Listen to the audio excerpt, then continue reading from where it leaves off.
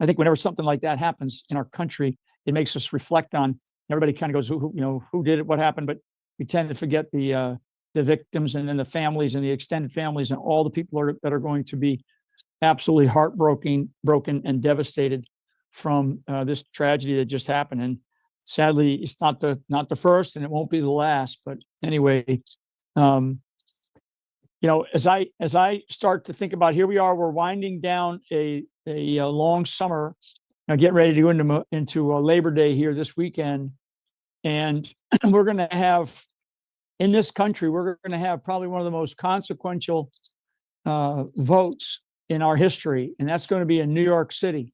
And it's an off-cycle election, so it's in 2025 for the mayor of New York City, and a lot of people aren't really paying attention to it. And I would say that even some of the party apparatus is not paying attention to it, because the GOP, the RNC, I haven't seen a big push for the publicity to change and the influence to change from this Mamdani guy to who is running on the GOP ticket, I guess, is Curtis Sliwa, who was made famous for his red beret, taking care of the subways of New York City. But this is a real bellwether for the United States of America going forward, folks. And like it or not, I think the chances that anybody has to beat this guy are very low at this stage. I've been told by some very, very seasoned political analysts that the way that New York City votes, particularly in the Bronx and Brooklyn,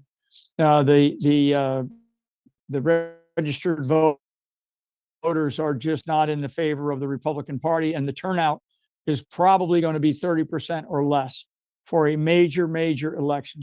So on that note, Steve, and for all the listeners, turnout. And this is really where, Steve, you and I kind of first met. We were talking about precincts and precinct strategy and all the kinds of things that have to happen at the local level. And I would just tell you that without this effort, without this voice that you have been able to put out over years now, and we're going to have to continue to do this going forward all the way through 2028, we're going to have people who are willing to, sound off, get their voices heard, but then actually get into the foxhole, so to speak, and fight the battles that we're going to have to fight at the local level. I mean, we're going to have a very, very demanding 2026 vote that if we don't get it right, if we don't maintain the House and the Senate, then the likelihood of President Trump being able to finish strong and instead of being impeached or worse. So we've got our work cut out for us. And I do know that as we look at the things that are happening around the rest of the country, it's the challenges that people like Tom Homan face, the challenges that people like Kash Patel are facing with the illegal surge that came into this country, upwards of 20 million people, the rise of fentanyl still on our streets by the Chinese and by these drug cartels, which President Trump has designated as foreign terrorist organizations. All that matters, but one of the things that we have to also keep in mind is this war in Ukraine. And I think what's happening, and this is just me talking, but I think what's happening is, number one, it's intentional that this war is going on. There's nothing unintentional about it. It happened. It started back in 2014 under Obama. It went to almost a screeching halt during the first Trump administration. And then, the Russians in earnest started to attack again. Say what you want about either side, but the war is for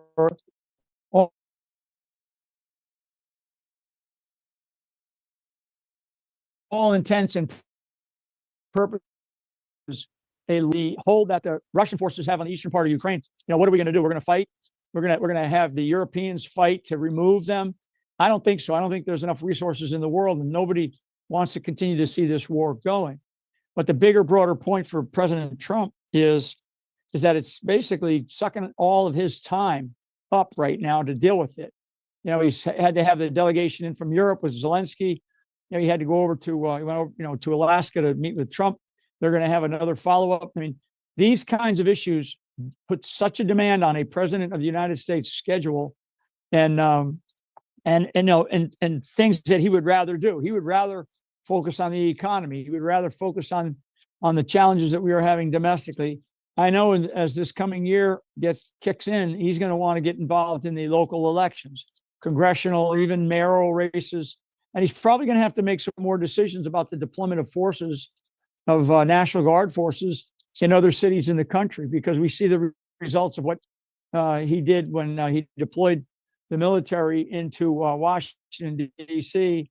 I don't know what the stats are the last 24 hours, but the previous 3 weeks to that, there was 0 murders in the city of Washington, which was the number 4 murder capital, I think, in the country, and really was bad. I mean, I go in and out of Washington, D.C. a lot, and you literally cannot walk the streets at night. And now at least downtown you can, because they have a much more stronger security presence. So, the question came to me earlier today was, will Trump have to do that for other cities like Chicago, like Los Angeles, like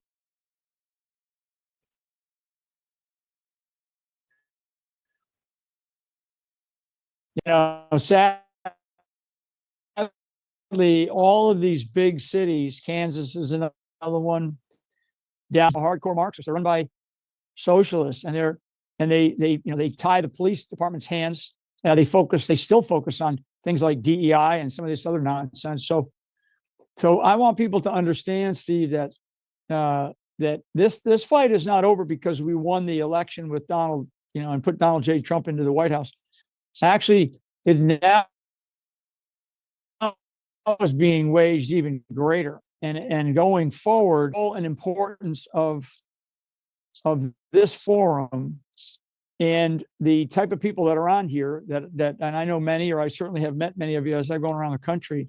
We have to now take what we do here, what Steve Stern has really begun, and we've got to expand it out into our own neighborhoods and back in our own local areas, right? And I think that can be done. I think it can be done physically, where people bring together, some of your different neighborhood, enclaves and stuff like that. I would ask for the churches to be a big part of it. Let's start. We need to start talking to the churches in the local communities. I'm actually up here in Florida now, in northern Florida, doing that with one great church here. So we've got to keep that. We got to keep doing that. We've got to just not have it on the Zoom, which is a great way for us to communicate to a larger audience and get key people on. I know you got some really good people coming on today, but this is also going forward. We're going to have to bring these types of forums together in our local communities. And like I said, if you can bring people together physically and get them to understand what's happening, that's what the GOP and the conservative side is supposed to do. Right? They have, these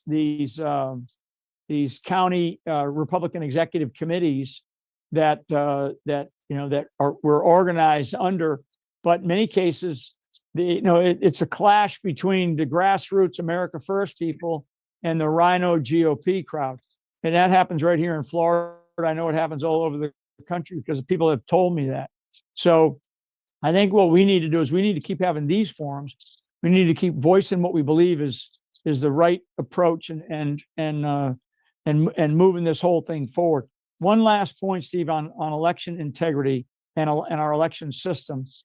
I know that that what has come out already on the Russiagate stuff that has been exposed by Tulsi, and we've seen a lot of it on the internet. And there actually still must be that I think that if we ever had a truly fair election where everybody, one vote, one person, one vote, IDs, I think Trump is even contemplating making it a national holiday, which would be fine. But if we had a fair vote in this country, Democrats would never win another seat, or if they did, they'd win in very, very small numbers, because they just have no base to stand on. They have no good ideas. I mean, their ideas about the direction that America should take is basically to end up as a communist country. And I can't say that any stronger. It's not like we used to call kids names when I was a kid. We used to call them commies, right? Well, now actually, when I use the word communist and I describe somebody in the on the left that's in the old Democrat Party, that's what they are. They have moved this nation, and one of the major parties, right, Republican and Democrat are the two major parties. They moved the major party of the Democrat machinery towards socialism and communism, and they have aligned themselves in many cases. We see this overseas for sure. They've aligned themselves with some of these radicals that are in the different Muslim communities. So people are going to have to really get out there and work hard. Everybody needs to get involved. Everybody needs to stand up. Time to stand up, step up. I would say that what I will involved and know what's going on, because this is a really good educational one. Nothing else. A very, very informative, the very informative podcast, if you will, or certainly Zoom call discussion with a great array of people. And it's important that we continue to do these. So let me just pause there. Steve, you got any questions of me? Well, I think we were limited on time because we have a lot of people, but we'll get you back on in a few weeks and we'll really do a question answer from everybody. And we'll ask ahead of time so that we'll be able to get some time to do that. We thank you so much for taking your time out of where you are, and we'll talk on the side. Absolutely, Steve. Thank you. God bless. You got it. Okay, next we have Gina Swoboda, who is the chairman of the Republican Party in Arizona. And this is an Arizona-based thing. And the next one that we're going to have is going to be for Rhode Island. And we're going to do a different state every time we come on. So you got Gina on there? Yes, go ahead, Gina. Go ahead. I'm here. Thank you, Steve. Thank you, Raj. Thank you, General Flynn. If General Flynn's still there, we're very blessed to have him still in the fight. God bless you for everything you do. So Dan Schultz, the amazing Dan Schultz, is on this call. So if you haven't looked at the notes in the chat, please go to precinctstrategy.com, because that's the best way for the grassroots to get engaged on every level. Right now, I'm also the RNC EI committee chair. So we have working groups. We're trying to actually do work and not, be a show pony. We want to be a workhorse. So we're doing operations, legislation, voter registration, and technology. So no matter what state or territory you're in, you have an RNC member that can connect you to the person on that working group, on that committee. So these are people that are very passionate, that got elected to the RNC in order to address these problems. So that's a huge thing. I do want to flag an issue that's developing, and I encourage everybody. We're Arizona based on this call, but if you're in another state or you have friends in another state, please watch for this. So our UOCAVA, right, or a Uniformed Overseas Civilian Voting Act, we have holes in it. We know it's being abused. It's meant for the military and the civilians overseas, right? Then we have multiple states that added language at a state level that allows people who never lived in Arizona or in our states to vote in our states using UOCAVA. So there's litigation going on at the state level for that. And then the amazing Abe Hamadeh is trying to get verification through DOD on the federal level for that. But there's a new problem. So Secretary Adrian Fontes, who is the current Arizona Secretary of State, who hopefully will be replaced next year, has implemented a new voting system for UOCAVA. So I want to be clear, UOCAVA is a portal in every state where people can and like email, upload. New. This is not that. That's not what I'm talking about. Adrian Fontes has a program that is going to allow people to vote electronically, on their phone or their device anonymously through the portal. They're not going to duplicate those ballots, right? So now the ballot's not going to be tied to a person. Our observers can't see what they're doing. Our Reporters are not going to put the ballots down on paper. So if we get into a challenge window and we have close races, this just happened in the North Carolina Supreme Court race, right? The court found they should not have been counting these never resident UOCAVA people, and they carved those votes out. We will not be able to do that. If we win in our case that says the Arizona Constitution says you have to be a resident, therefore the statute's bad, I still am not going to be able to throw these votes out, because this system he's using prevents us from knowing who the voters are, if they were people who lived here or not. I do not have standing. You know, a lot of times we get questions like, why don't you fight? Why don't you sue? I sue even when I get thrown out because I don't have standing. I need a recorder. I have a candidate. We have a special general election happening right now to replace the Grijalva seat with an amazing candidate named Daniel Gutierrez. Voting started today. But UOCAVA voting starts 45 days before election day. So UOCAVA has been going on with this untested, uncertified voting system. I've notified, you know, RNC and, you know, political up the food chain. I've reached out to my county attorneys and my county recorders to try to get someone to join us for standing. I'm hopeful, you know, what we'll probably wind up doing here is reaching out and hoping that our plaintiff can be the current candidate. You know how this goes from 2020 and 2022, right? Because voting already started, Fontes didn't tell us what he was doing until it was already happening. That's what he does. That's what the left does. They're going to say the Purcell principle applies and it's moot, and they're not going to let us litigate. But we need to go fight now anyway to lay a predicate to come back before the next primary next year to make sure that this is not the tool that is used to take this election out from under our noses, because there are enough people registered UOCAVA to definitely impact races. And the Democrats Voting Abroad program, you know, we had thousands and thousands of phone calls last year from people that were overseas on vacation or visiting family and saw web banner ads from Democrats Voting Abroad saying, click here to register to vote from abroad. So I just encourage everybody, please keep an eye on it. That's number one. Number two, we had a cyber breach, right, in Arizona. And the Iranian Republican National Guard purportedly did the hit on our candidate portal. It's on a server at the Secretary of State's office with the election night reporting system. They're claiming it's not connected to everything else. Do we know that? No, we don't know that. So both the party, the national party and the state party, the first step is you got to get the information from them and then you can litigate. That's ongoing. The legislature has sent referrals to DHS and DOJ, and people on this call will probably know we have very good people working at DHS and ODNI now. The recording has stopped. That we are getting everything done that we need to do. Okay. But in the meantime, I really encourage everybody, you got to get involved in your chief election official races. The Secretary of State's race here is hugely important. If we don't get Adrian Fontes out of there, this EPM or procedures manual he has is not good. There'll be litigation on that from legislature and the parties. And then, you know, we call it farming it out. After those two groups take things, we ask people like AZ Free, AFPI, America First, all of those great legal groups to help out.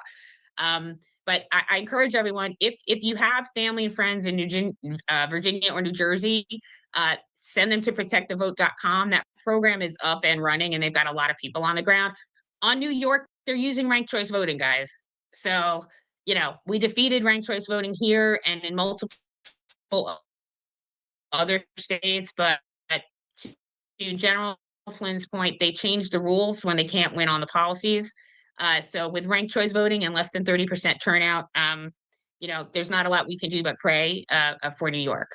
And that's it, Steve. That's what's happening right now. And I just encourage everybody, you know, get involved. This meeting is being recorded. With the EI movement. Thank you very much. Next up, Captain Seth Kessel from Arizona. A great guy. President Trump finally recognized him. We see him on there. Yes, go ahead, Seth. You're up. Good. Unmute, All right, Seth. sound check, good. Sound check is good. All right, so I'd like to reiterate a few things that have been said. Hello, everybody. Recognize a lot of the names from here in Arizona. For those of you who don't know, I moved from Texas to Pima County, Tucson, Arizona, a couple of years ago, and I'm now married to Representative Rachel Keshel, the Arizona State Rep from LD 17. So I have a front row seat to all the theatrics that happen in the legislature regarding elections. I would also like to point out that the Democrats in Arizona are on their hands and knees with fundraising, having a very difficult time recruiting precinct captains. And it's an opportune time for people to point folks to the precinct strategy model by Dan Schultz, who's done a great job by doing that. All right. So without further ado, I'm going to dive into some slides that I've prepped for this show. Let me see if I can get them up here. Do I have share capabilities? Yes. All right.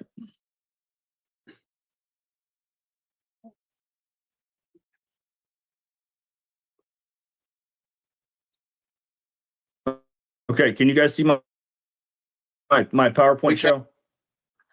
All right, good. So look, the problems that we have primarily, and they stretch from red states to blue states, with elections until they're fully reformed, like President Trump's executive orders sink in. There's another one that's going to be coming down the pipe about mail-in ballots. In order to effect the change that we need to make, especially here in Arizona, we're going to need to get a Republican governor in, number one. There's two big names that are in the race right now, Karen Taylor Robson and Andy Biggs. Andy Biggs, of course, is supported by the Freedom Caucus, and I have personally discussed with him and his staff that he will undertake all necessary actions to put in a system that makes elections fair. This first slide shows you what I call the 8 cardinal sins of elections. I put this together after the 2024 election. A lot of you may know that after 2020, I spent a lot of time quantifying about how many fraudulent votes I believe were in each county. And I can get that all the way down to the precinct level. These are Harris states. Harris won 19 states plus Washington, D.C. And you can see that one common theme that they have is automatic voter registration to increase the pool of registrations to then outfit with mail-in voting. The Democrats have 6 states that have universal mail-in voting and a lot of other ones that vote by mail excessively. Ballot harvesting goes hand in hand with that. You can see that Harris states had 90 total demerits, these check marks divided by 20, so about 4.5 per blue state. Okay, then you go into the red states and you can see that the election laws are much better. I do believe in the too big to rig theory in the swing states, Michigan, Nevada, Pennsylvania, Wisconsin. I all have very bad marks for election integrity in the 2024 race. Trump overran a lot of states that have excessive mail-in voting. In Arizona, 75% of ballots are cast by mail, which is ridiculous, especially when you come to learn that that was put in place by the Republican Party rooting back decades ago. So when we look at this, recreating or recasting the law is what helps clamp down on fraudulent ballots, which should tell you why in Florida they've had more success with the signature and address verification that they have, where you have to get a mail-in ballot. And here in Arizona, thanks to Katie Hobbs and certain factions within the Republican Party fighting against address verification, we did not get a Florida-style counting bill, even though we lacked the guy who needs to sign it anyway. This is a very damning slide, in my opinion. Automatic voter registration. I think it may be the most damning slide I've ever created, and I've made a lot of them. Kamala Harris only won 5 electoral votes that were not under automatic voter registration. Look at the map on the right. This is the one on the left. So if it has automatic voter registration, Harris won those almost 4-1, 221 electoral votes to 64. She only won New Hampshire and Nebraska's 2nd congressional district among states or electoral votes without automatic voter registration. So it's very clear to me why they protect the voter registration files, why they move for automatic. We don't have automatic in Arizona, but we have motor voter, which is pretty much it's the gateway drug for states to eventually adopt automatic. The good news in Arizona, given that we now have to win elections with the opponent having a certain cache of fraudulent ballots available. This is the fact. They have a certain number per county where they can defraud. I believe the number is 250 to 300,000 likely extra ballots in Arizona, given changes to the law. This is the current voter registration shift since November of 2022. Remember, Katie Hobbs supposedly won her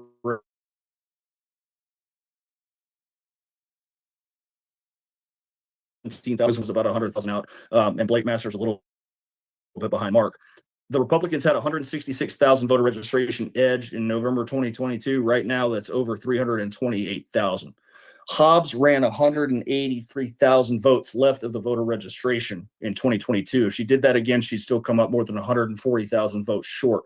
So until things change, and the laws in Arizona change, the voter registration edge is becoming significant. Candidates have to know what to target. So what I've been spending a lot of time on, I made this for the Gutierrez campaign down here in Arizona, CD7. I'm classifying precincts based on lean. This is useful for knowing which precincts to target, which ones aren't going to matter, which ones are going to swing the race back to even. This seat right here is D plus 23 in registration, is D plus 28 on average in the last 2 election results. So in order to get to the point where this could be an even race, these purple precincts are my targets. That comes with a pretty detailed information package if it's done for a campaign.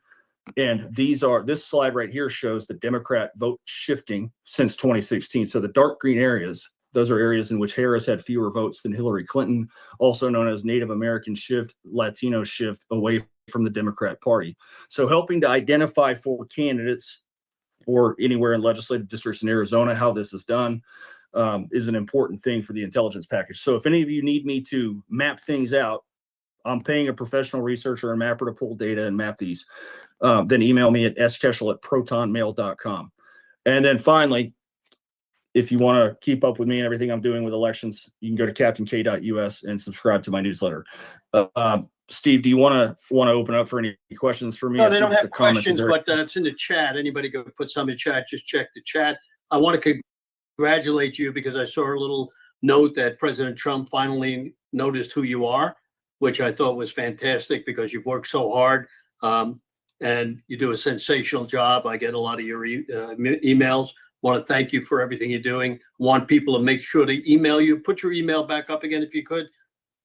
Definitely Seth Keshel is one of the leading people in election security and information in the United States. Okay, I just added my email, skeshel@protonmail.com. I'd also like to point out down here in Pima County, there's a pretty serious issue with the recorder here, Gala Cesares Kelly, that Rachel has busted. She's busted a ballot harvesting ring down here and also noticed the cheating going on in the recorder's office, which I think is going to get DOJ attention. All right. In the interest of time, I will. Thank you very yield. much. Is Catherine Engelbrecht up there? Yes. I am. All right. Well, I we'd am. love to have you. We missed you for the last 3 months, so I'm glad. I know you had to go in your car, so you're up. Great. Thanks, Steve. Thanks, Raj. Thanks to everybody for joining. Yeah, it's an exciting time at True the Vote. We are definitely battening down the hatches and getting ready for 2026.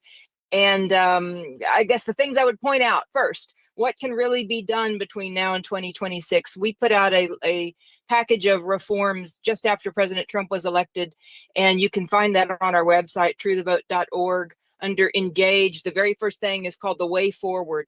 And I saw some of the comments rolling in that I wanted to address by way of some of the reforms that we put out, because for the longest time we've this is a 1,000-front war, right? And there's so many things. Gina highlighted UOCAVA. She's exactly right. Seth highlighted automatic voter registration. He's exactly right. There are so many areas that need attention, but in many respects, if you think about where it all sort of reverse engineers down to, it's if we can get good, clean voter rolls, that will help a lot. It won't solve everything, but it will help a lot. And that is one area that we could realistically look to for reform prior to the 2026 election. Now, of course, states run elections, and in states where they are less inclined to help keep the voter rolls clean, it's going to be more difficult.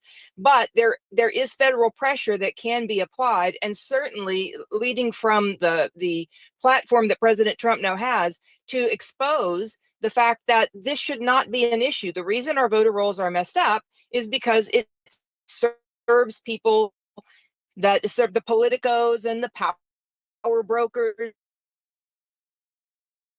that know how to exploit the weakness of the property. Companies are out there resolving identity, residency, and citizenship. There are data companies that do this for other agencies of government, that have blanket purchase orders ready and willing, standing by for secretaries of state to engage. But it's a longer story for a different day as to how that all fell apart.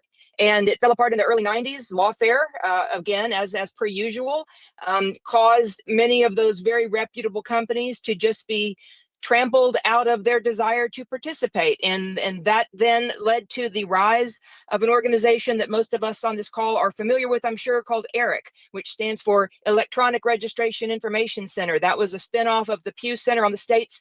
And we've seen over these last few years that more and more states are waking up to the fact that ERIC's promise of keeping the voter rolls clean was in fact a hollow promise, a Trojan horse, because it didn't do anything to solve the reckless abandon of bad data in our voter rolls. There is hope, though, that this can be addressed before 2026, and it's one of the things we lay out in our package of reforms. And I have it on fairly good authority that it's being considered, not our plan, just broadly a plan to help improve voter rolls. There's so many other things that True the Vote's working on. I would encourage you to go check us out at truethevote.org. If you're not already signed up for our newsletter, you can do that at the website. We're going to be introducing new tools like the one I'm most excited about is called LegiTrack. And it's actually, I don't even know if it's up on our website yet, but you can look at it at LegiTrack, which is LEGITRACK.org. And what we've done is put together a platform that evaluates all election related legislation. Most people would be surprised to understand how many thousands of bills are circulated and either passed or vetoed over the course of any given legislative. The full court press that our elections are constantly under. It's not just what happens during election season, but it's what happens in the off season in legislatures all over the country.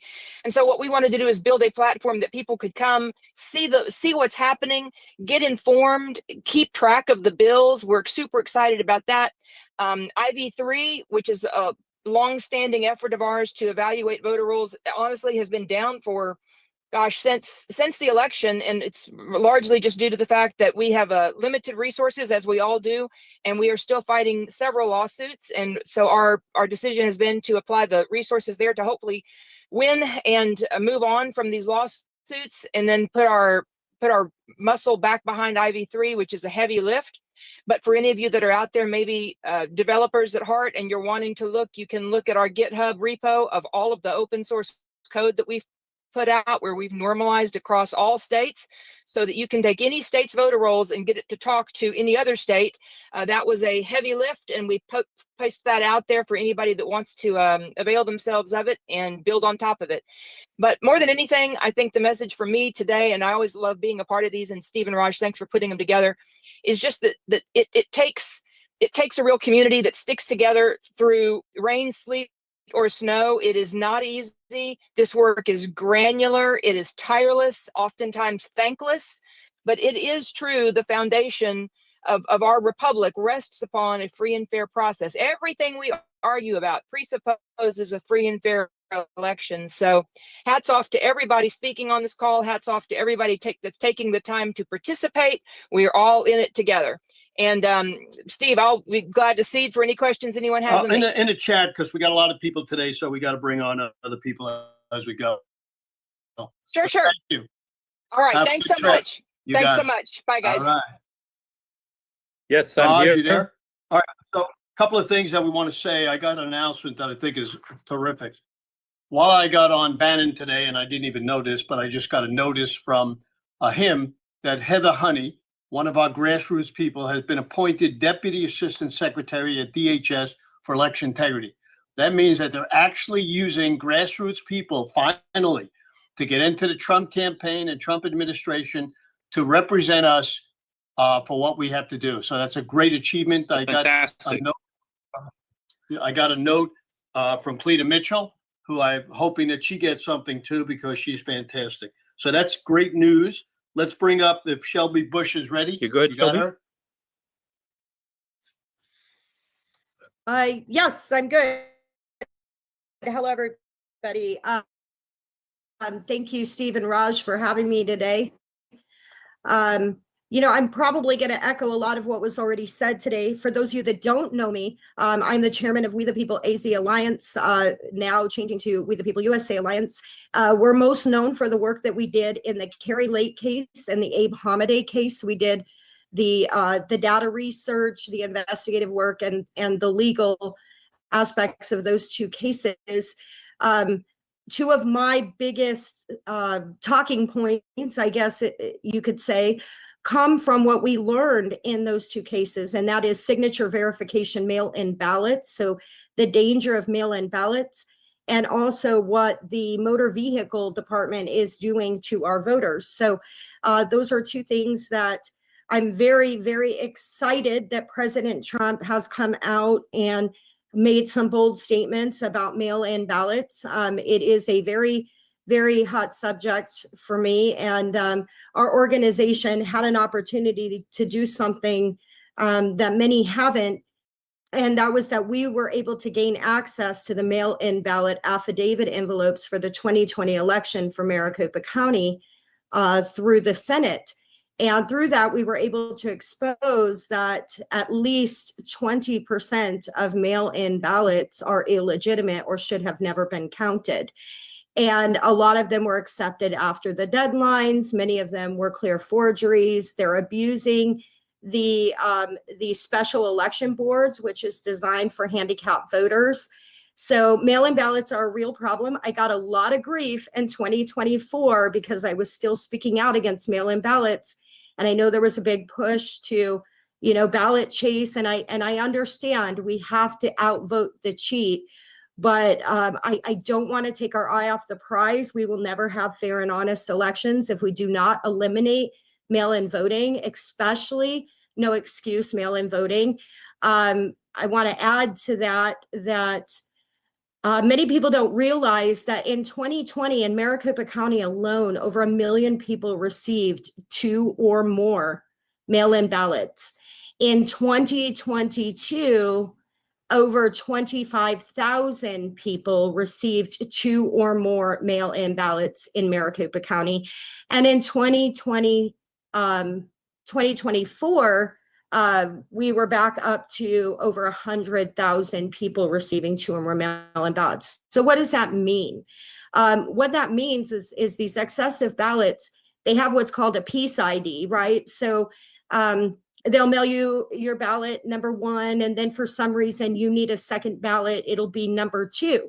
Well, a lot of people are under the misconception that first ballot is just voided and it can never be counted. But the truth of the matter is that isn't the case.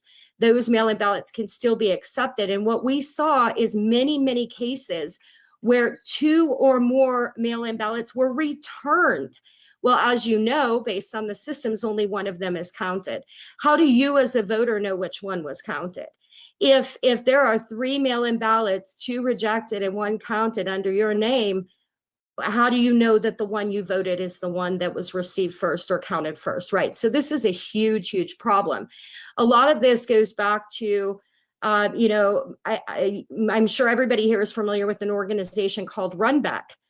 So Runback is a ballot printing company. They also do ballot mailing for mail-in ballots for many counties in over 100 counties across the U.S.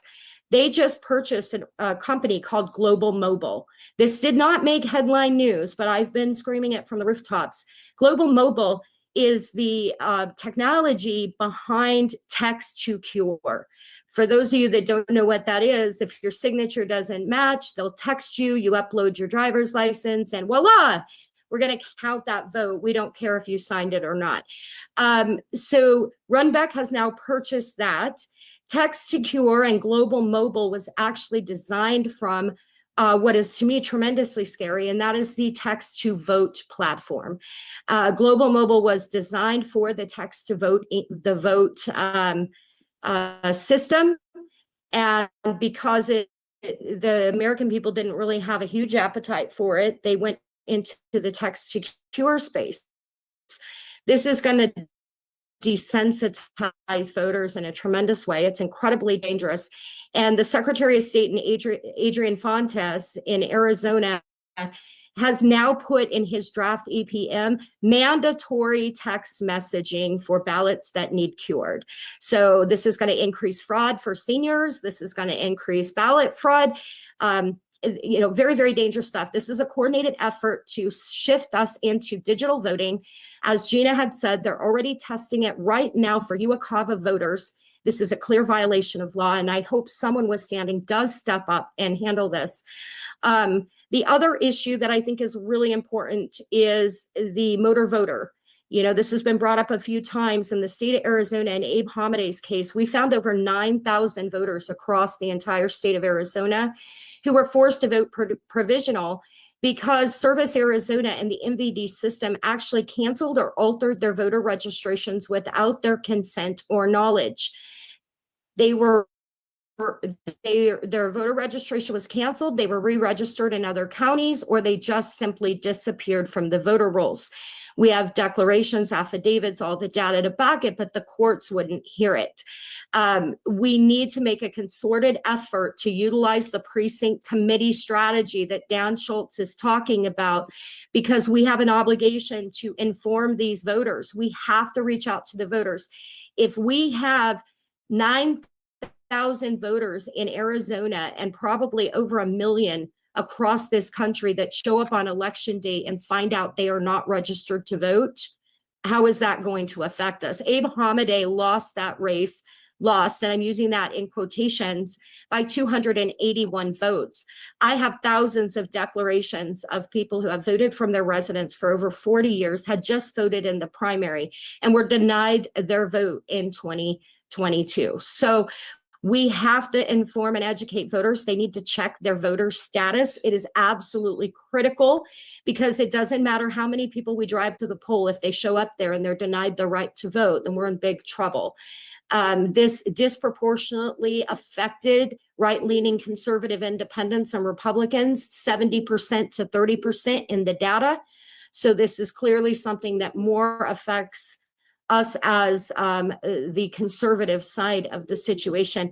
And then I think one more thing I'd really like to touch on is I'm a huge fan of the precinct strategy. We need people out at the doors. We ran Julie McElwain and myself and other committee members, Patty Porter. We had a bunch of great people working together in a committee for Congressional District 7 special election that is ongoing here in Arizona. And what we did is The recording has stopped. We found some target groups, and we took those target groups and we touched every single door. And then we monitored, was that touch a lit drop? Did we just drop off literature? Or did we This actually meeting is speak to the being voter? recorded. What we found is that every voter that we had meaningful contact with, either through our phone bank or in person, that we had 119% increase in voter turnout. So 2.5 times the voters in each specific category turned out if they had meaningful contact. We also are able to identify through that same process those fraudulent voters. So when you've got precincts out handling their 125 accountability lists, and you've got people out knocking those doors, not only are we engaging voters and building relationships, but we are also identifying people who should not be on the voter rolls. So it's a win-win all the way around. So thanks, Dan Schultz, for the precinct strategy. And we need to continue to recruit people on the ground.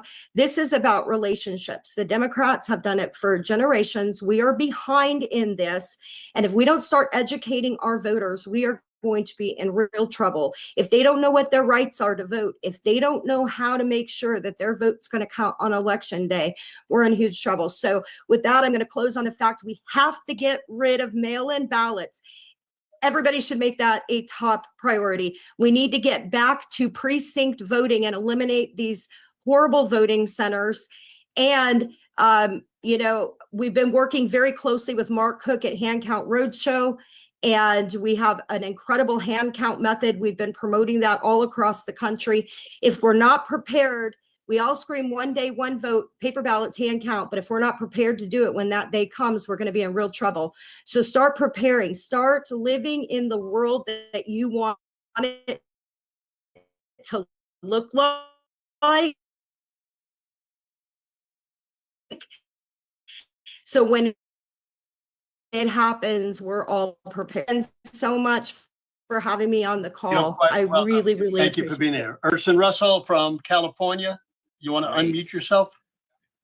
Well, We thank you can. so much. I'll just jump right into it here. I'm in California, and boy, just hearing all the different states and the challenges. There's so many consistencies, and so I'll just touch on some of the stuff in California. Like most states, we've got a very centrally controlled system that's here. We have a system in 2016 called VoteCal, and that's what really control or started to centrally control the state voter registration list with the counties. And so today the counties really are following a process, whether it's through the change of address or through vital statistics, DMV records, and other things that all comes through the state. And what happens to them at the state and how they get down to the county, there's not a lot of transparency on that. So that's affecting our voter rolls within the state system. In the VoteCal system, we do have an API that allows outside organizations. So I would suggest for people in the fight to try and figure out who else has access to your state voter registration record. So like Rock the Vote is a perfect example. A lot of people have been to a concert, gone out and registered to vote. Well, in California, that they have direct access to our actual voter registration list to directly register people. So that's another area of concern.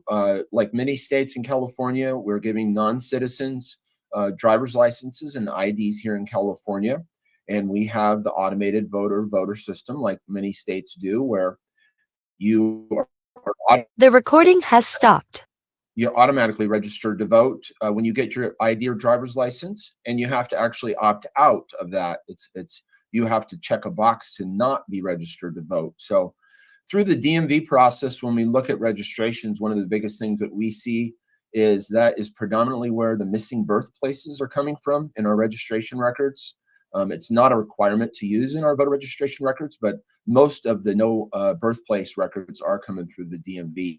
So just following that and tracking it, and my county in Orange, where I'm at, estimates 60 to 70,000 changes a month to the voter registration record. So from a logistics perspective, to get the rolls, to analyze the rolls, to send out canvassers, to knock on doors, to create a report, to go in and address that with the county ROV, you know, if that takes you 30 days, you can imagine the tens of thousands of changes that have already happened to those records. UOCAVA, similar to other states, what we experienced here in the 24 election, had about 100 to 120 observers that were down, not at the polls, but at the actual ballot processing center. And I would encourage other states, we definitely need to have poll workers there to help with whatever might disenfranchise a voter at the local vote center or precinct location. But most states have a majority of their votes are being cast, vote by mail, not voting in person. So if that's where a majority of the votes are being processed, then we need to go and get a lot of eyes in there and a lot of new eyes. One of the most extraordinary things that happened was people that had observed polling at elections, participated in elections for 20, 30 years. But until you actually see the ballot processing operation and the million plus ballots that go through that process, 75,000 ballot sheets were duplicated simply because in California, the ballot has to be scanned through a ballot scanner. That's part of our state law. And if you put a check or an X or a star or a happy face, the county deems that the scanner won't scan that, and therefore that ballot sheet needs to be duplicated by either a machine process or by hand. So we were watching the duplication process of the UOCAVA voters and of the other ballot forms. And when we saw the other ballot duplications, there was always a random outcome. So we would track 100 ballots. This batch would favor Harris. This batch would favor Trump. But when we track the UOCAVA, and if that is something observable in your state, sounds like some states it's not, I would suggest getting some people there with some tally sheets to actually track the UOCAVA, because of the batches that we tracked over weeks, we never once found a batch of the UOCAVA ballots that favored Donald Trump. Every single batch that we recorded and tallied favored Kamala Harris. And oftentimes it was 90 votes to 10. So that's something else for maybe you to look out for in other states. We've done canvassing across the state for election integrity. We've been doing whether it's the issue with the agent being incorrect or people being too many people at a registered address, commercial properties. We've dug into all those things. And what we've come down to is that the register of voters that we deal with and work with across the state, we do have some that like to work with us quite closely, but there's a bureaucratic process that's there where the register of voters feel more beholden to the Secretary of State and the laws than they do, say, to the actual local voting populace. And what's an example of that? In California, you cannot require an ID to vote, but it's not against the law to ask for one. So we've asked one particular ROV, and I won't point out who they were. I'm not trying to publicly shame them, but said, hey, we'd like you to ask for ID. Well, I can't do that. It's against the law. No, it's against the law to require it. And then the whole conversation shifts and the bureaucratic side comes in, and it's, well, I wouldn't want to do something to possibly, hurt the certification of the election or so forth. So that is consistent across the counties that we've at least worked with registers of voters. We do have one county up north that's gotten a new register of voter that we're hoping, I don't want to, again, call him out, but he's been very effective in the election integrity space for many years. And so we're hoping that we had one northern county that's going to really turn some things around. Outside of that, what's our solution in California?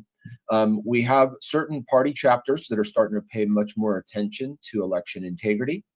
But what we're seeing here, besides educating the public, is we've got to educate our elected officials and our candidates that are coming up for 2026. And we've got to ask those questions and vet them early. Because if your candidate doesn't understand election integrity and how that affects his election or the voting populace or defending our civil rights, then they need a very, very quick, stern education to bring them up to speed and to know what you expect of them when you get in office or when they get into office, if they're going to earn your vote. And so in California, we have 400 plus cities. And I really think that for our future security here in California's elections, we're going to have to en masse start to really educate the cities and just to show them, look at this, look at your own registration rolls in your city. You have 500 and something people that are over 125 years old. Why? Why do we have that? And we want you to be the one that's fighting for us and demanding that the county goes and fixes it. Because when we ask, it gets fixed, but the problem just repeats itself. So it's very similar. All the fights, I just will tell everyone this is not a destination.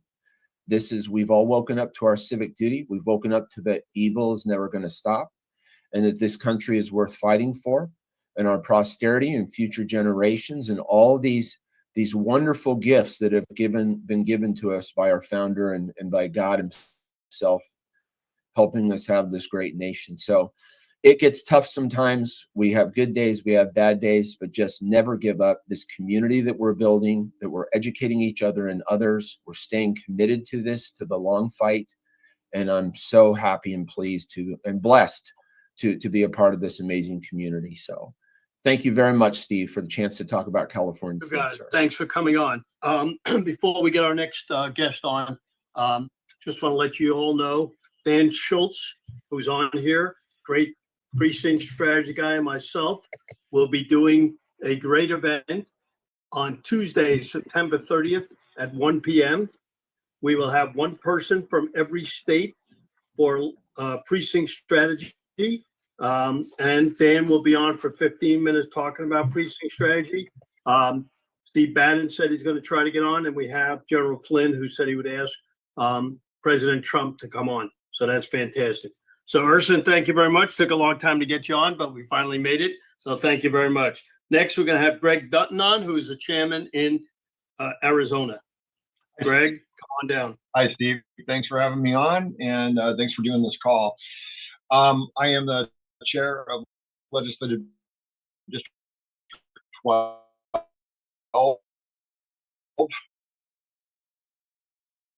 We're the largest 1,000 independents, 50,000 Democrats, and 49,000 Republicans. We're going to do everything possible this year to shift that to Republicans. As you can see from the national news, depending on who you read, we're seeing a shift from anywhere from 2.1 to 4.3 million Democrats leaving the Democrat Party and joining the Republican Party. And we really hope to capitalize on that momentum. I just want to also mention that I'm a product of the precinct strategy. Dan Schultz was in our district before he left and, went out of state. And I just want to say thank you, Dan. And constantly plugging the precinctstrategy.com. We are definitely always recruiting and looking to bring on new solid grassroots precinct committeemen.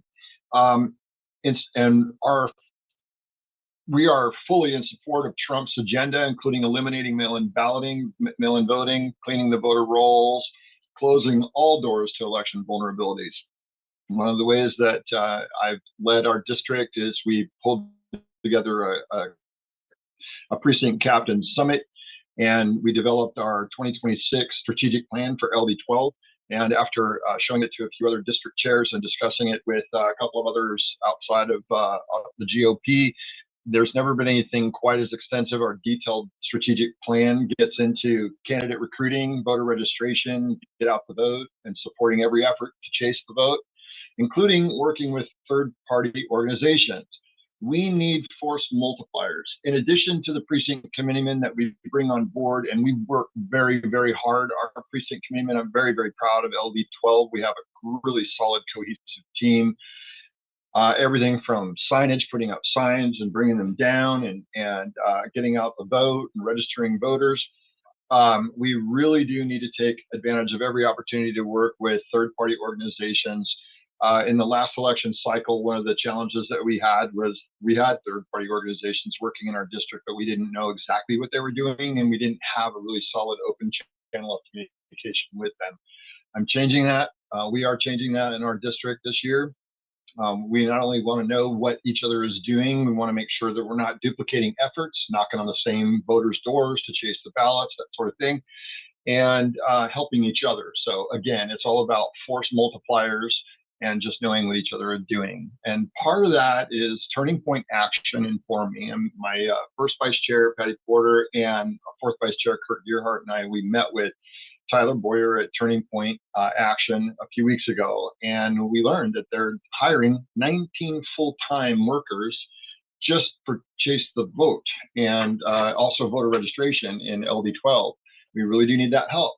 We're 20,000 Republicans, 20,000 votes underwater right now, and that's what we need to change. We need to make that shift. As part of that, I shared our strategic plan with Tyler Boyer, and TP Action put together a Chase the Vote field guide for us for LD12, in addition to their statewide plan for Chase the Vote. And it's got some very good statistics in there, and I appreciate that from Tyler and Turning Point Action. So we're incorporating that as part of our plan overall.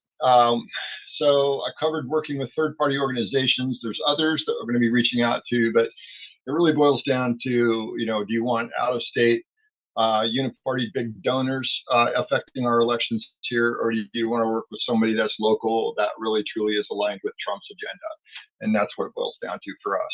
So we're, in addition to what I mentioned in our strategic plan, we are training hand counters. At our last district meeting, I asked for a show of hands of all those who have participated in any one of our hand counts in any way, either at the state annual meetings or the county annual meetings under Shelby Bush's leadership and Mark Cook's assistance there. We had quite a showing of hands at my district of people who are actively trained in hand counting and eager to continue on in that fight. And with Trump's announcements, that pressure we're getting from the federal level now, we really, truly do believe we need to be prepared at the precinct level to do hand count, period.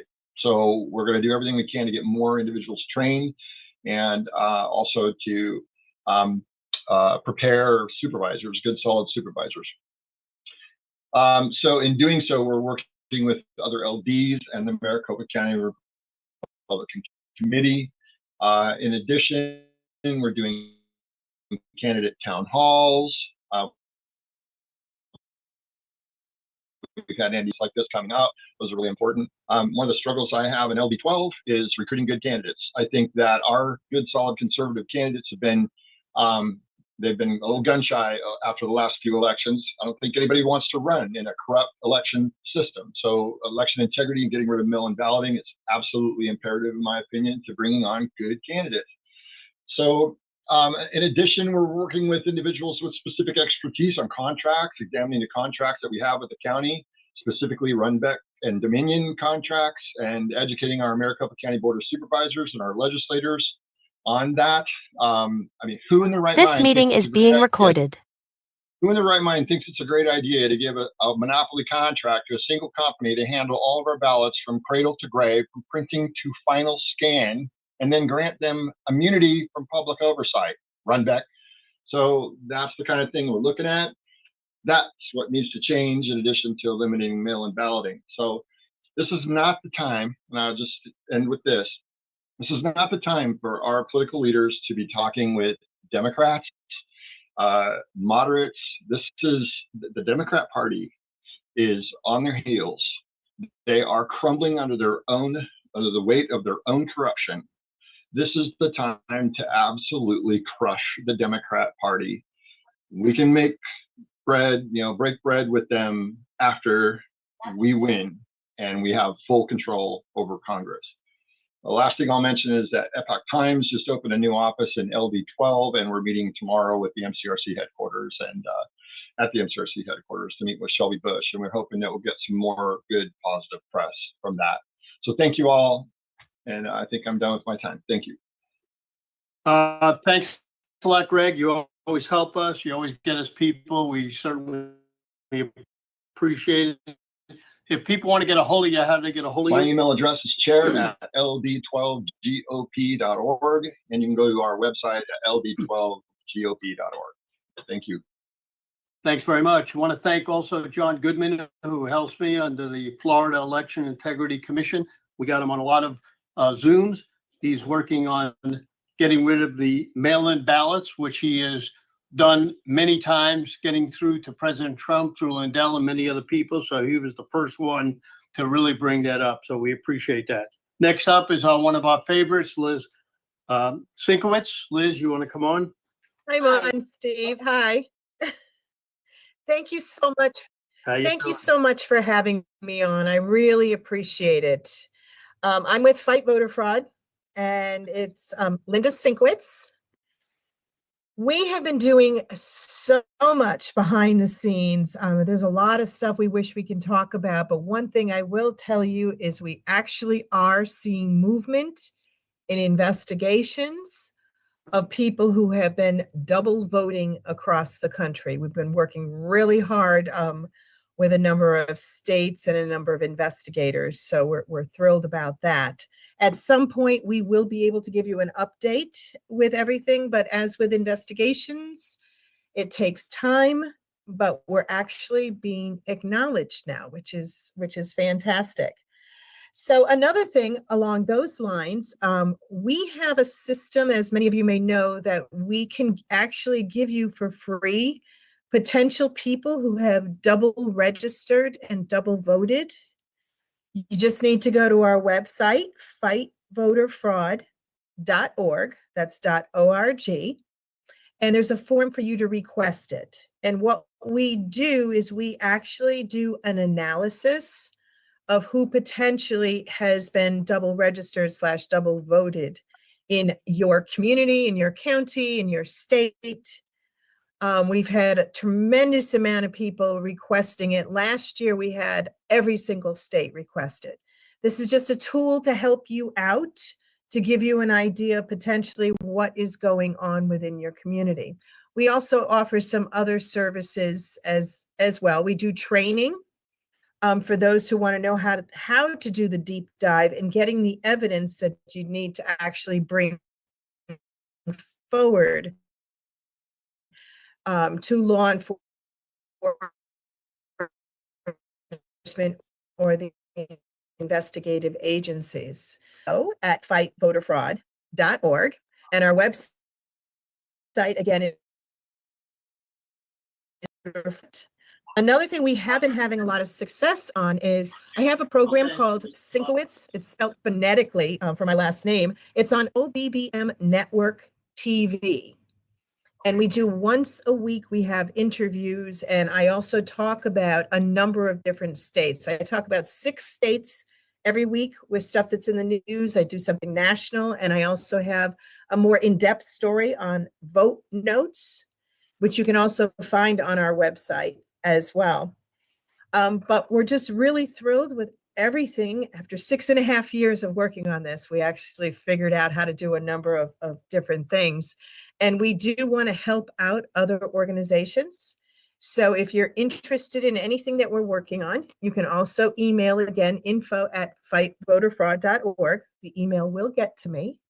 And we definitely appreciate everything Steve is doing and Raj in pulling this together. Plus, everyone who has been speaking today has been fantastic. Thank you so much, Steve. And Thanks a lot, Linda. And now up is Liz Harris from Arizona. Hi, thank you, Steve. Thank you, Raj. It's been a while since I've been on. I think I bring a very unique perspective to what's happening here in Arizona. So for those of you who haven't met me, in 2020, we did a canvas in December of 2020, and we found tons of anomalies after we realized that there was a problem with the voter registration records in November of 2020. We went ahead and we did that canvas, and there were thousands upon thousands of people who signed up. Hundreds and hundreds became active. We had people come from all across the United States to help us, but the people of Arizona were really fired up. So we did that, and then I went ahead and I ran for state legislature. Now, the reason I'm bringing this up, I was expelled from the legislature, for those of you who don't know, but it's very interesting because I'm the person who carried 12 phenomenal election integrity bills. And so before I end my little presentation here today, I want to make sure that everyone understands that the Republican electeds, or should I say the Republican selecteds, the majority of them were not in favor of the precinct voting and the strong voter ID, getting rid of machines, hand counts. And I was behind the curtain with them. So I know what everyone said, and I know that we definitely have a problem at the Arizona legislature. And we're going to have the PCs. I hope part of the PC strategy will be that PCs and the constituents of Arizona basically push back on the Arizona legislature to get the correct election laws passed. Not things to make us feel good, but real, true election integrity reform. Now, last Monday, it was literally about 24 to 48 hours before the RNC meeting started. So after I was expelled, I was elected as the National Committee Woman for the state of Arizona. I am very, very grateful for this position, and I take it extremely seriously. So President Trump put out on social media, I'm just going to read the first sentence. And he writes, I'm going to lead a movement to get rid of mail-in ballots, and also, while we're at it, highly inaccurate, very expensive, and 10 times more than accurate and sophisticated. And he goes on. Now, this was put out right before the RNC meeting started. We met at the summer meetings in Atlanta, Georgia. And I'll say the National Committee Woman of the state of Texas had a resolution to support what President Trump put out there. And unfortunately, the RNC, it is to the best of my knowledge, worked overtime not to allow that resolution to come to the floor. We had other resolutions recognizing all the people who had passed. Those were very nice. But they basically gave the excuse, I'm sorry, but you needed to submit this 10 days before. So if the RNC is truly supporting President Donald J. Trump's agenda, which I hope they are, I think they would have made an exception for this resolution. There was also something else that happened during the RNC meetings that I wanted to bring to your attention, that this truth that Trump put out the temporary committee on election integrity, the committee didn't really talk about it. And, you know, I'm not asking to chair the committee. I think it's really funny that I was not put on the election integrity committee at the RNC. I did request it. But we're not talking about one day, one vote, getting rid of the machines. And the same RNC staff members, not all of them, but a lot of them, who were basically staffed under Rona McDaniels. Okay, we all kind of had a little issue with her, including Mike Lindell, right? It's the same staff people. And typically the staff, no matter where you are in life, the staff are the people who pretty much guide the volunteers or the electeds. That's just how this country works. So when we have the same people in play, are we really trying to get us to the point of one day, one vote, paper ballots, no machines, hand counts, etc.? That is a question I put out to you.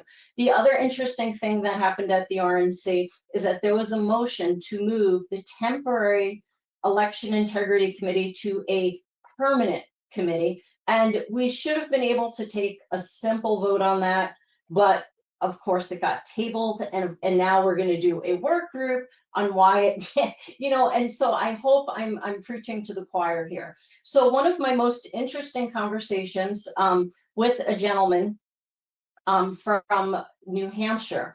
Okay, so President Trump has a lot of executive orders, right? And these are powerful election integrity executive orders. The issue is that these will affect federal elections. Now, for the grassroots in Arizona, we want those executive orders to affect state elections as well, but we have something called state rights. So every state needs to pass the appropriate legislation to truly get election reform. Where is the stopgap? Where is the problem? So the gentleman I spoke with from New Hampshire, he is like, well, the state of New Hampshire, we're just gonna make sure our state follows the federal. Well, you know, it's a no-brainer. The difficulty that I see here in Arizona, when I was a legislator for Legislative District 13, by the way, I'm also the chair of Legislative District 13 right now. The problem that I see is that too many of the Republican legislators gave me all the excuses in the world for why we can't do one day, one vote, smaller precincts, paper ballots, no machines. And their excuses were, there's no way we can hand count them all. There's no way we can get the volunteers. And it was just a constant excuse. So in my humble opinion, it's the selected electeds who do not want to see the change.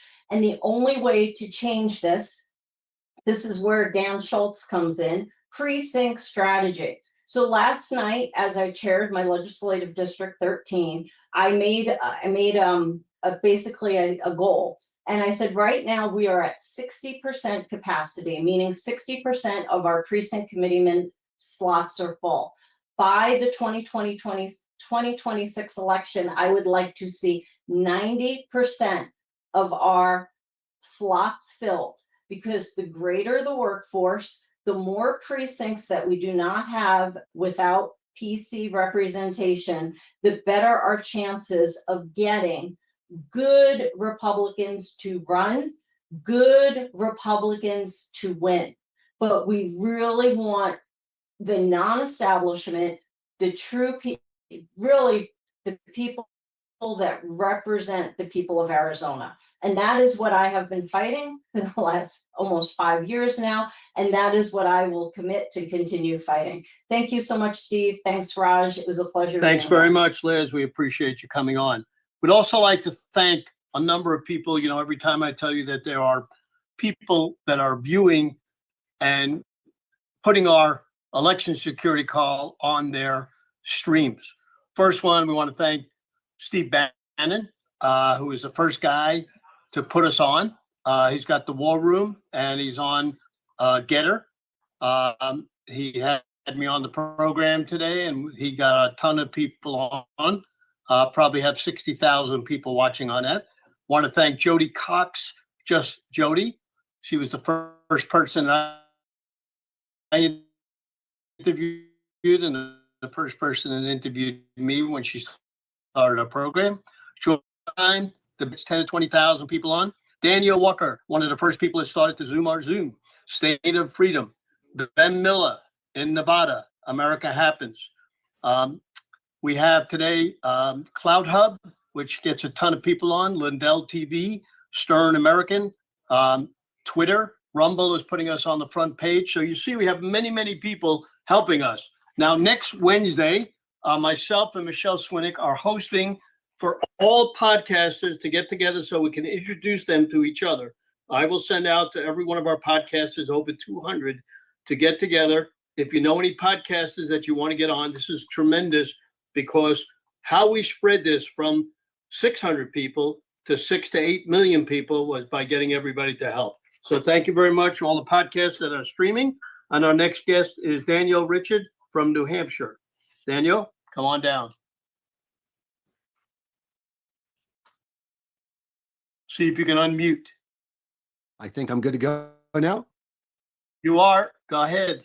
Well, thank you so much for the invitation. I'm honored to be here. And a little bit of background. I'm up here in the beautiful state of New Hampshire, where we have lots of voter fraud. It had been going on a long time. I uncovered that since 1979 that we've not had a lawful election in the state, and they've been using absentee voting and voting machines to conceal illegal, unverified, uncertified absentee ballots. So last year, I argued this all the way to the state Supreme Court last year, and I believe I'm told by several people that I'm the only remaining litigant in court right now who still has a case in the courts over 2020. And the state, like I said, the state Supreme Court found I had standing on 5 specific issues. And they are one, that I have rights under the equal protection provision of the state and the U.S. Constitution, the 14th Amendment. And also that there's a disparity. We have the use of voting machines in an unequal manner. We have 103 towns that count by hand, yet we have 135 that use voting machines. And so it's clearly an unequal application. And under the federal elections law, you've got to be in compliance. And so there's a deviation there. So they recognize that as a problem. Also, the issue of counting unverified absentee ballots, and also the inability to verify them on recount. And then lastly, the 5th item, certifying the election with unverified, uncertified absentee ballots. So the key to all of this is redefining the word affidavit. And I would submit to your audience that the short explanation here is, I know this happened in Arizona as well, is that when absentee ballots are to be counted at the state level, they have to be examined to make sure that the affidavit on the outside or the inner envelope before opening it is properly executed. And if it's not, they're supposed to write defective, failure to execute a proper affidavit, and not even remove the ballot from the envelope. But in this case, they've trained all our local election officials, the Secretary of State and the Attorney General's office have redefined the word affidavit, which is 500 years old. So it's just preposterous that they've gone down this path. And that's, the nature of the interference. So what this leads to is an unequal application of the election laws. Just like it's now coming to reality, we've heard it a lot in the news, Steve, as you know, that the Chinese were printing IDs. They were also printing absentee ballots. And this is what the state legislature was doing to permit this to happen. We had an increase because of this technique of using the absentee ballots and redefining the word affidavit and using the machines at the same time. Normally in New Hampshire, we only had a 4% turnout for absentee voters. In this case, it led to an increase of 32%. They had because of COVID, we had all types of BS excuses. My babysitter won't show up. My boss won't let me off of work. The weather's bad. religious exemption, all of these unconstitutional, creating a new class of voter, mail-in voters. So that's the backstory with my case here in New Hampshire. Do you have any questions for me, Steve? No questions at all. Give us some more information about what's happening with New Hampshire as far as people volunteering, et cetera, et cetera. There's a lot of people on the ground now, still moving to all the things I heard leading into my time with you this afternoon, and get out the vote, educating voters, getting people more involved at the local level. Look, a government of the people, by the people, for the people has to be made up of an educated citizenry that's engaged and involved, because the bottom line is, if you don't participate in the process, other people show up in our place and make decisions about our lives that we don't necessarily appreciate. And, back to my case for a minute, that moves forward. I filed my brief to the state Supreme Court, and I'm headed back for a third time. On remand last year, the court went ahead and the trial court, it completely ignored the Supreme Court remand order and ordered the state defendants to file new motions to dismiss, which that had already been argued. They'd already lost before the Supreme Court. It was total BS. And that process led to the trial court dismissing the case again. So now we're headed back to the Supreme Court for a second time. So that's about what I've got to say here from New Hampshire. Okay, well, thank you very much. Let's keep New Hampshire in good shape. Next on is Marissa Hamilton from Arizona. Marissa, come Hello, on down. everyone. Thank you so much for having me on. I hope you can hear me okay. I'm at the airport.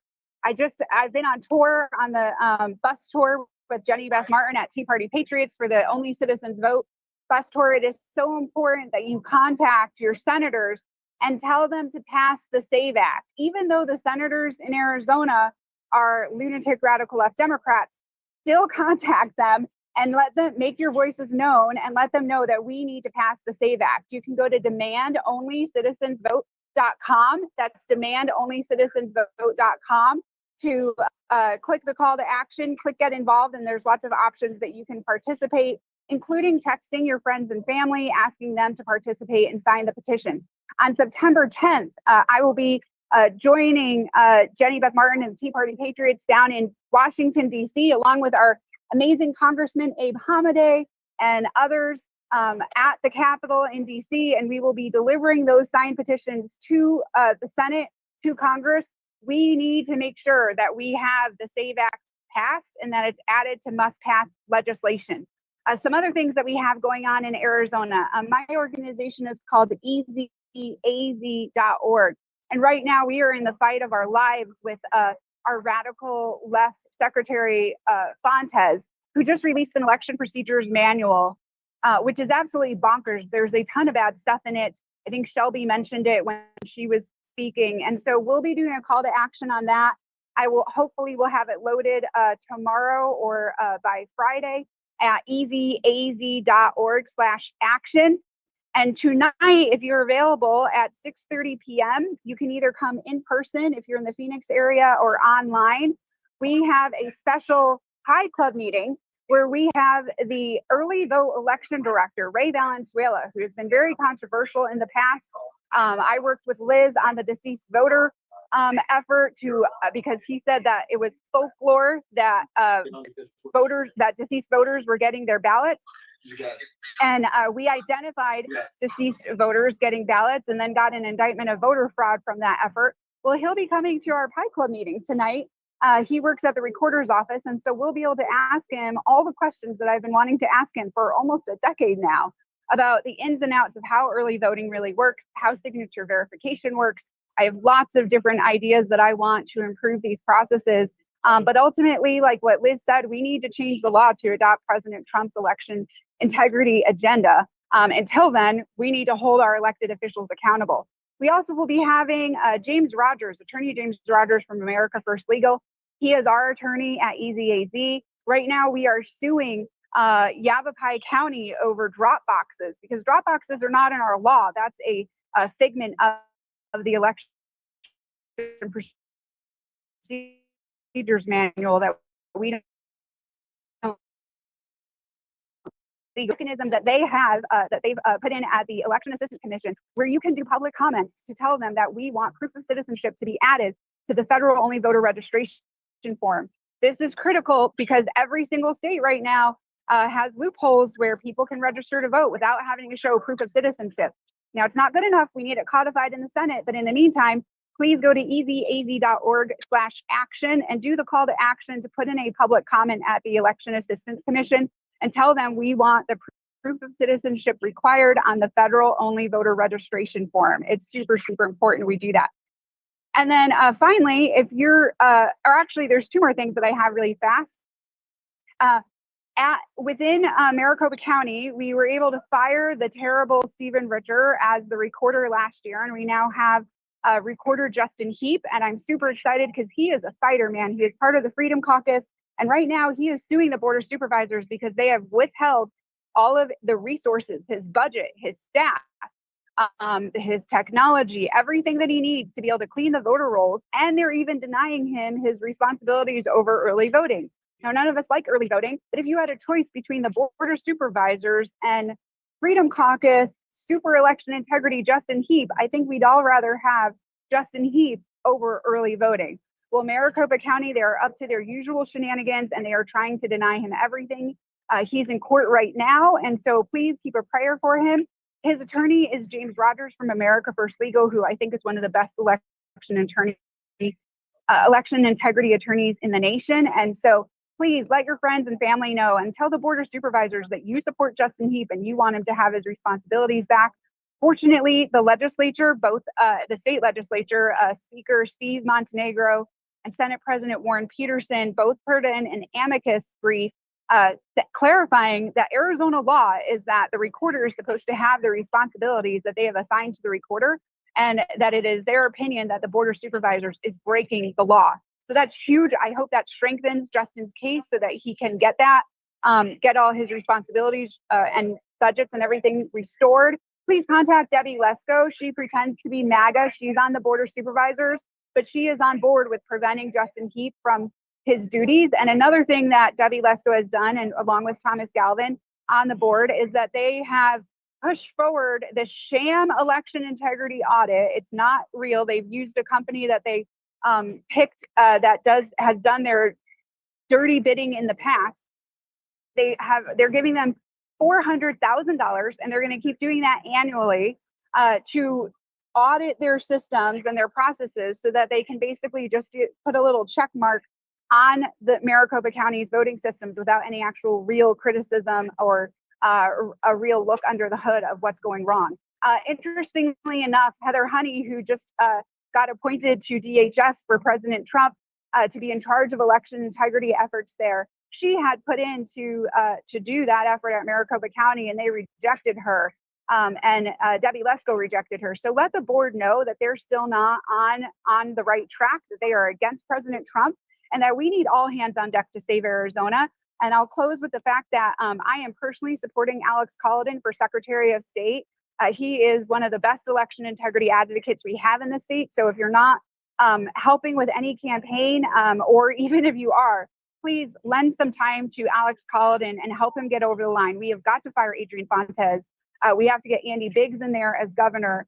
And those two are going to do a huge job, tremendous job at making sure we can secure our elections. And then of the candidates for AG, I think Warren Peterson has a stronger track record on election integrity.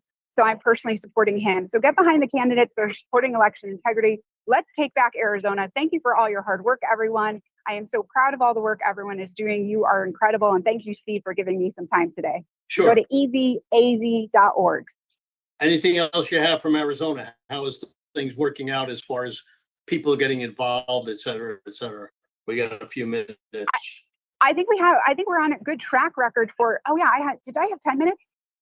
Yeah, Then- you still got a few more minutes, right? Okay, then I'll talk about some of the other things we have going on. I didn't want to take too much time today. No, you've got a few more minutes. All right, so we have a lot of other things going on with election integrity at easyaz.org right now. We are sending out postcards to conservatives that are not registered to vote, but if they were, we believe that they would vote MAGA based on their profiles. And so if you want to help with that voter registration effort, it's really important because Carrie Lake, she should have won that election. I believe that she did win the election, but the vote difference was only 70,000. So even though I loved the presentation Seth did, even though we show that we're up 161,000, keep in mind that there's a lot of swampy voters that register as R, but they vote for the swamp and they vote for the Democrats in the general. So don't rely on those numbers to be the numbers that are like your golden ticket to winning Arizona.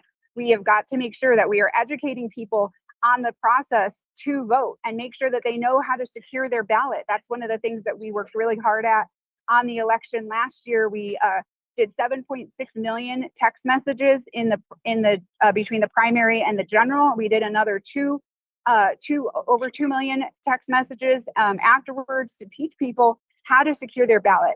So if you're not signed up right now, if you're a voter in Arizona and you are not signed up for alerts from your recorder's office to secure your voter registration record, make sure you go to either myarizona.vote or BeBallotReady.vote if you're in Maricopa County and sign up for text message alerts.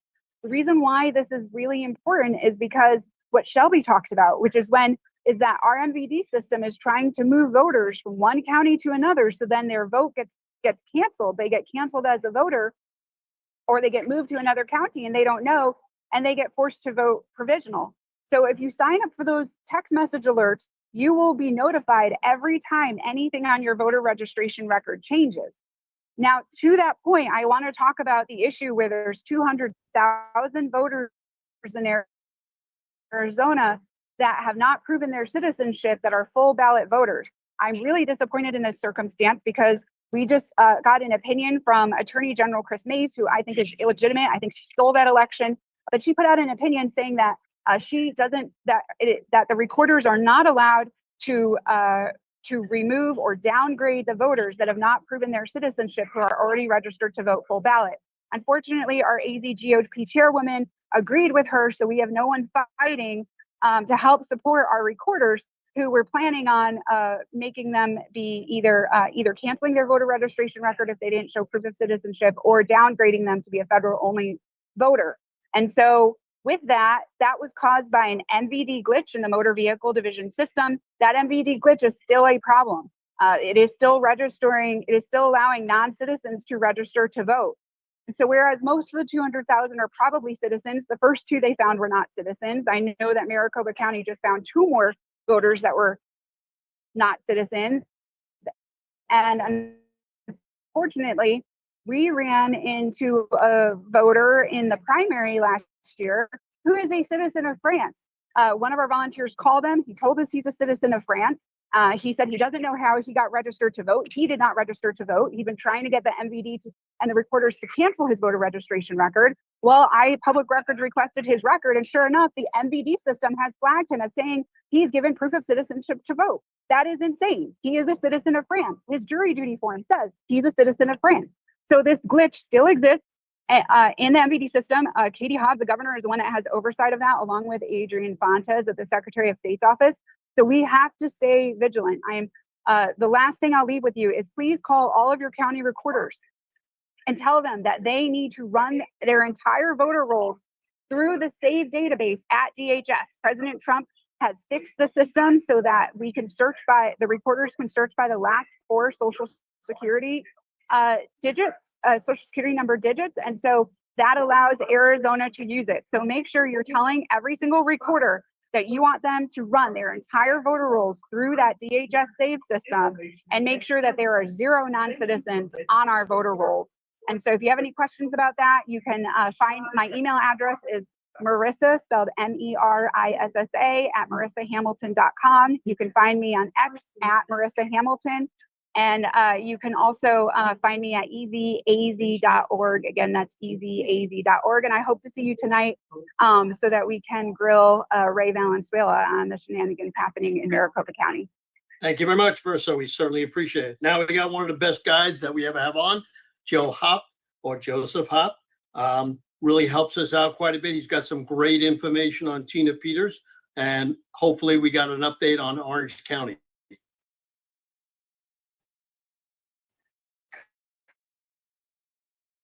Come on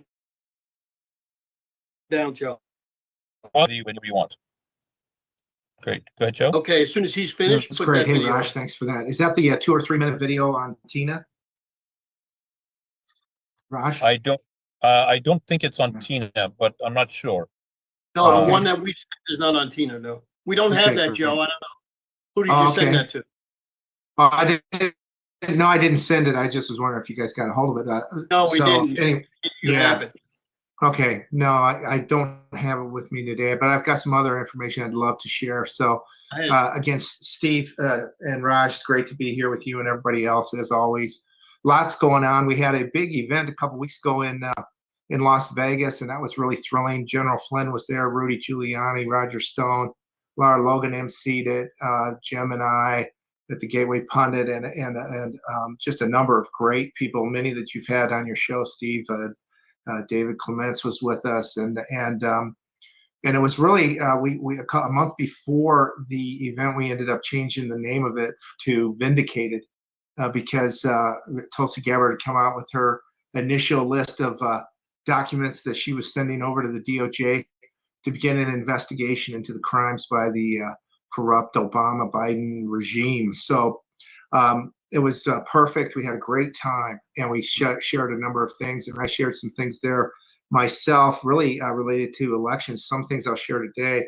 And anyways, just wanted to give a plug in for that. It was a great time. We got some of the videos out there online too. You can go to Gateway Pundit or joehoff.com and see some of those. So encourage you to do so. Some really moving time. I think what my message here is just that, we're being vindicated now. We are moving forward, and yet the message from General Flynn and others, and maybe he already shared that today, is, now we fight. Now's the time to fight. It's like we just took over Normandy Beach or whatever. Now we've got the Battle of Bulge in front of us or whatever. So a lot of work to do still. But it's nice to know that we've been on the right side for a long time, and it's all starting to kind of fall together. So I'll mention a couple things. One thing, I got this piece this morning. I'm going to share this if you don't mind, Raj. Yeah, go ahead. You can share an article. Go ahead. Okay. Yeah. Okay. Great. There was an article that I wrote. Let's see if I can pull it up, the right one here. See what that looks like. No, that's not it. Wrote an article about it 10 days ago to the day, and it was about these two guys in St. Louis, and this really, to me, is what it's all about. These guys were a couple builders, and you know how the cities are all being destroyed, and as we're seeing it today. And there was a city project that allowed people to build homes, and then it was also connected to DEI. And so if you file the correct forms, you might get some sort of rebate on whatever activities you're involved in there to build buildings. Two gentlemen ended up getting sued like days before, or even maybe hours before Biden left office. This happened across the country, by the way. And these guys were sued because they didn't comply properly with the DEI program. We were notified by some attorneys here 10 days ago, put up a piece in St. Louis. And good news today is that the DOJ has dropped that case. These guys are no longer being indicted. The indictment was thrown out because the entire law that St. Louis was using is no longer in place. They're not using it because it's illegal and unconstitutional. So this is why we've been fighting for elections, to get rid of this insanity that was involved. And also, I think this is also why the insanity is there in the first place, because of the stolen and corrupt, broken U.S. elections over the last, two decades, I would guess.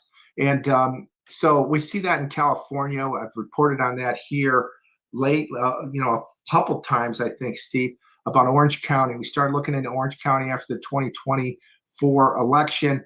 And what we found was that they needed to cure some ballots. We wrote a piece about that. It went up at Gateway Pundit. The next day, or that day that it went up, President Trump, which is a Friday after the election, He says, hey, the people in Orange County need help curing ballots. That night, that Friday night, there was a bomb threat. And so that made big news because we saw a couple white vans parked out back, which reminded us of Detroit from 2020. What is really going on?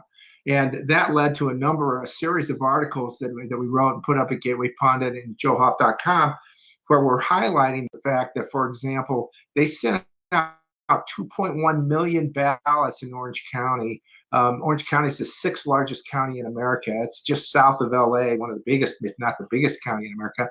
And they sent out 2.1 million ballots, but they only had 1.8 million people on their voter rolls. So there's the question, how do you send out 300,000 more ballots than you have people on your voter rolls? It doesn't make sense, even in the largest county in America. So that was one piece we reported.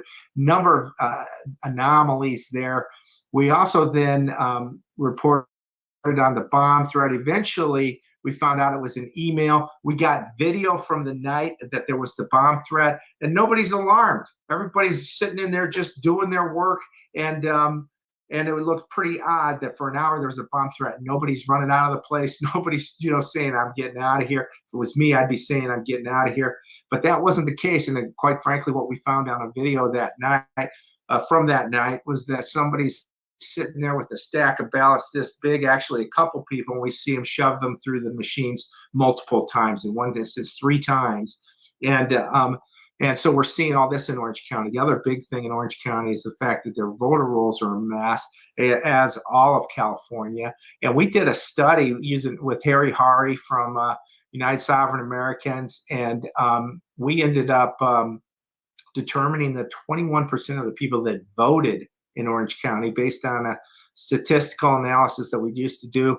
I worked with a bunch of actuaries and a bunch of auditors and accountants in a past life. And this is very typical what we statistical analysis on a random sample. And that's what we did. And we come back 21% of the votes in Orange County aren't even basically related to real people. They're either phantom voters, meaning we don't know where they came from, or illegals, non-citizens, and or others that were invalid because they'd say they lived here and maybe here was a telephone pole or something. So 21%, 1 out of 5 people in the 6th largest county in America was broken, and that's in 2024. So eventually, thanks to our reporting, the DOJ stepped in and said, "Hey, we want to figure out how is it that you're cleaning up your voter rolls, because that's a job that apparently that the county should be performing."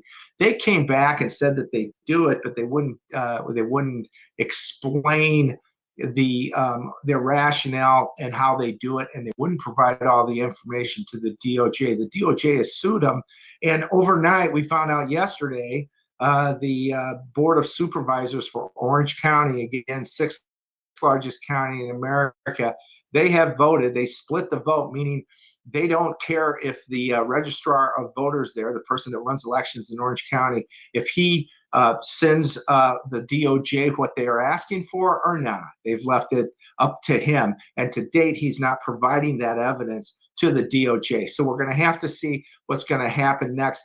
Clearly, the reason it's not being provided is because there's massive fraud involved in California's elections. If 1 out of 5 voters is garbage, well, then that explains how you could get a Nancy Pelosi and Adam Schiff and all this Swalwell and all these, snakes, Newsom, as Trump says. That's how these guys make it into office. And then they just start destroying things, just like in St. Louis as well. Put DEI ahead of people's safety, and it's insanity. So thank God we've got Trump in there, and we're pushing forward with all that. So another piece I wanted to mention is that I'm working on a executive order, a draft, where I think that what we need to do is what we do in the corporate world. And I haven't heard, quite frankly, anybody else share this. And I'm not sure why. There isn't a lot of corporate people, I guess, involved in election integrity. There's some, but not enough that would make this recommendation. In the corporate world, when we finalize financials, We don't just have to have all of the support for every single entry in our financials. We also now, since the Sarbanes-Oxley legislations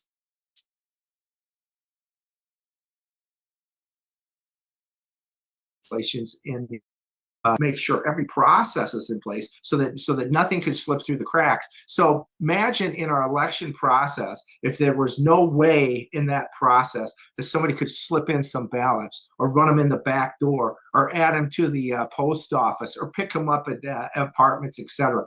Imagine that. That's what we need in our U.S. Election process.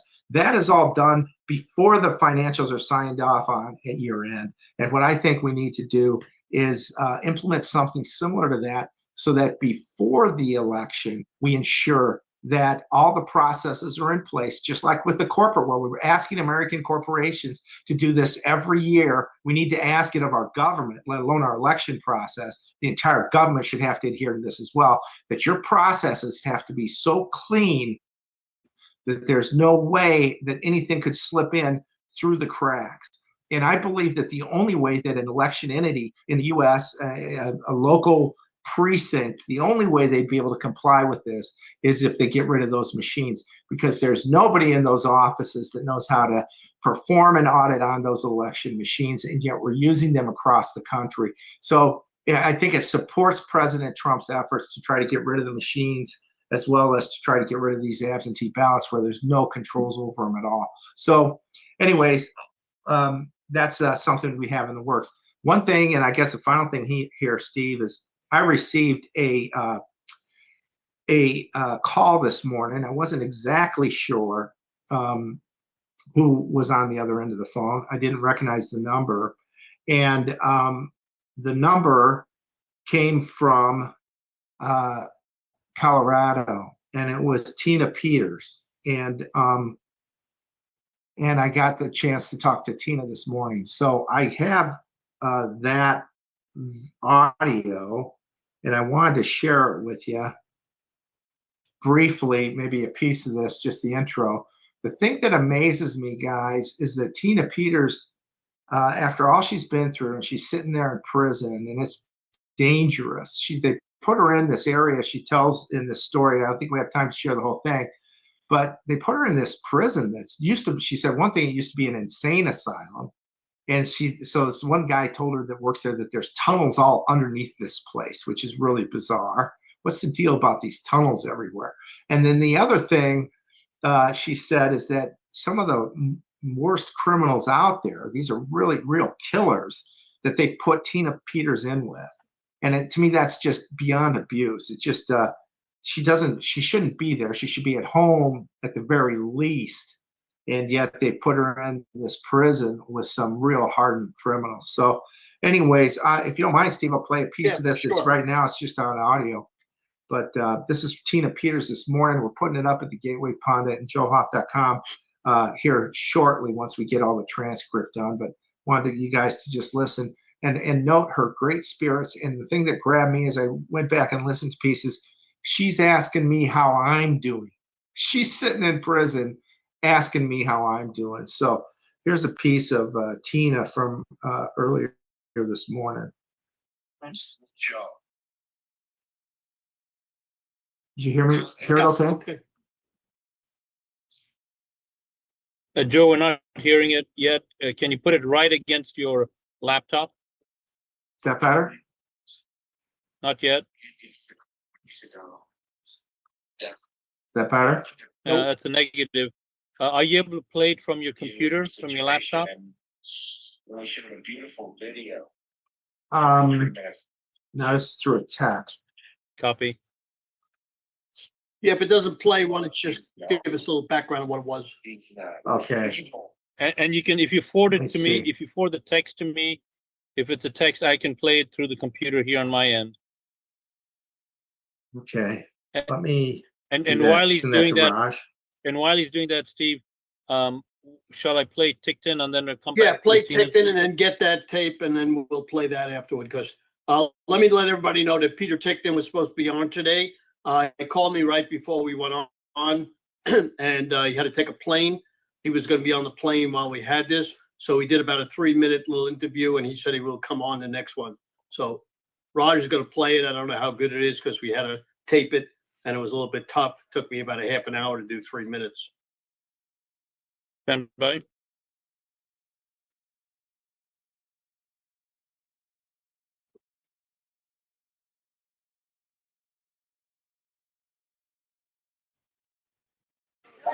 Okay, hello everybody. You're all wondering how things are going and where things are with Tina Peters. All I can tell you the things aren't cooking along the way they were, except that we're a little further down the road. I know that doesn't help me much in terms of understanding, but we need to get Tina Peters out of prison. And Donald Trump has made this a priority at this point. You know, he texted basically letting people know that harsh measures will be taken if she's not released. Well, she's going to be released. We're going to see it's going to happen. It has to happen. There's too many good people on this. Too many people that care for this to keep going the way it's going. So Tina Peters has good reasons to have hope that she will be out. But at this point, all I know to say is that the wheels are turning. Things are happening where investigations are beginning, which is what has to happen this time around. Anyway, Peter Tigton, let you know what's up. Okay, thanks, Peter. I will attempt to get the text from Joe to play here. Stand by. So we don't want to forget Tina Peters. Every time we come on, we talk about her. Wayne Root working on that. President Trump put out on Truth Social that she better get out. It's so tough because everybody's working on it and nothing's happening. You know, that's the bad news. Just like you said, you know, we all try. We've had hundreds of thousands of people call the governor. They don't care. It's ridiculous to have a woman like this who has fought for us. And again, the next time we come on, we'll give you another address to send her cards.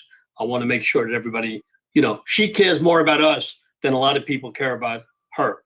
And it's our job to make sure that the people in this United States, besides President Trump and Joseph Hopp and Steve Stern and Raj Dejami, care about her so that she can bear this because we had a, go ahead. Is it ready?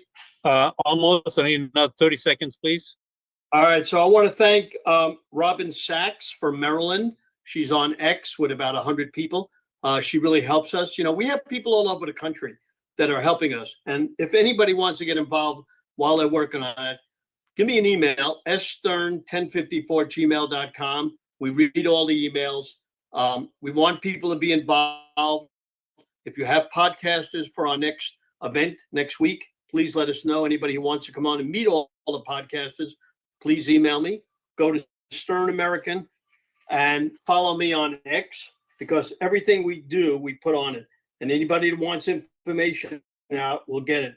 Still, X is taking people off. And that's bad news because people post things thinking that it's not going to hurt. And all of a sudden they take them off. So we still have problems with, you know, letting us talk about the elections being stolen, et cetera, et cetera. So I will also let everybody know that we'll try to get Corsi and Ticton on again. They're working on an EO, executive order, which we've had on numerous times here. 1 day voting, only no machines, nobody who's not an American citizen to vote, and many, many other things. Now, they've taken over 4 months to write this. 7 attorneys are looking at this. So hopefully President Trump does this in September and everybody's going to feel good. Want to thank again John Goodman, who worked with Lindell and with Trump and with Ticton and with Corsi in helping him get language that's proper. It's amazing what you have to go through. So thank you, everybody, for being here today. That's another important thing. Raj has done a wonderful job bringing a lot of information out. You know, we worked very hard in doing this. A lot of people don't understand what it takes to put one of these things on. I got phones going on to make sure everybody shows up on time. That, you know, and it's been 3 years now. We haven't had a bad program where we were a couple of minutes late. So it takes a lot of effort. My team behind us, Samantha, Melissa, Anthony, many people working on this. It takes a lot to put this on. Now, we don't ask for money. We pay the money out to get, whatever we got to do because we want to help our country. So thank you, Steve Bannon, because without Steve Bannon, it wouldn't happen. And thank you, Raj, for doing everything you're doing. And thank you, Steve. And let's listen to this important message from Joe Hoft from Tina Peters. Stand by. Raj, it's about 15 minutes, so you might want to cut it early whenever you have to, but we'll put the whole thing up later today at Gateway Pundit, okay? Copy that. Stand by.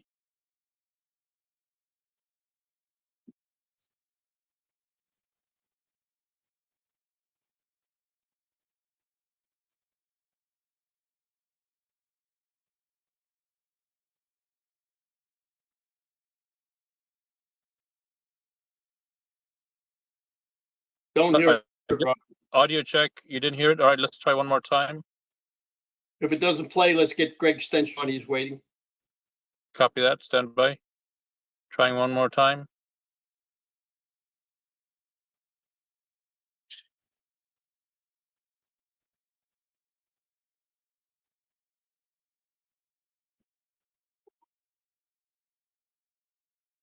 Yeah, not working, Raj. Let's do it another time. Thanks. Let's get Greg on, but before we do that, I want to thank everybody again for coming on. Also, go to theflagshirt.com. I gave most of the business to my son so I could do this. We have our precinct strategy thing coming on. We have a lot of stuff going on. www.theflagshirt.com, the largest patriotic website in the world. Steve Bannon was nice enough to promote it today. We got a lot of orders in. Thank you very much. Greg, you on there? Thank you, Joe. We appreciate you coming on. Thanks, guys.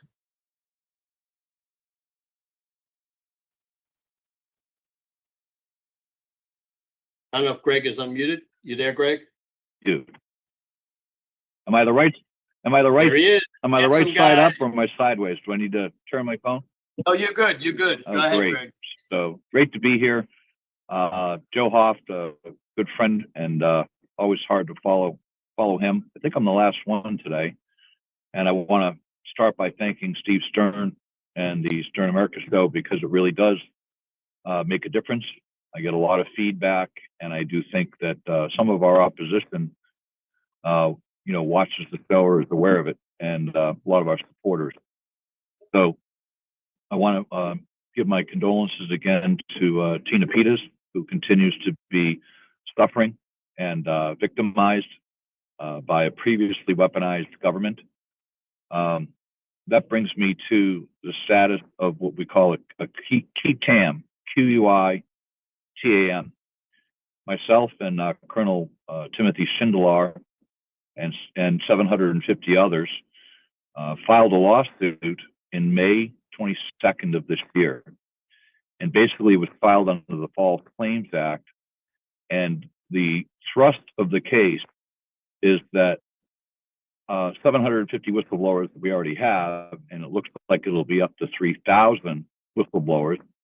And in this case, Tina Peters would be a whistleblower, Joe Hoft would be a whistleblower.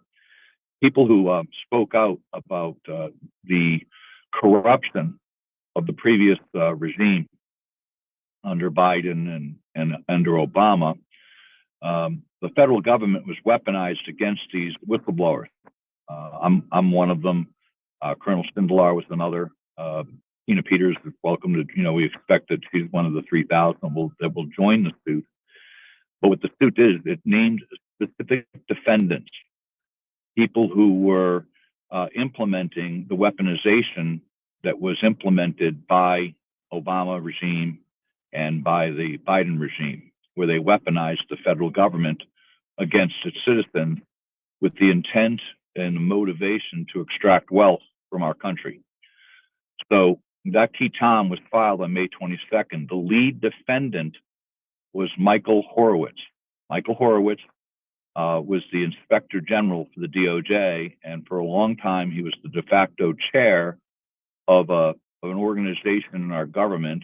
It's a formal organization called the SIGI, the Council for Inspector General Integrity and Efficiency, SIGI. It was also referred to as the Council.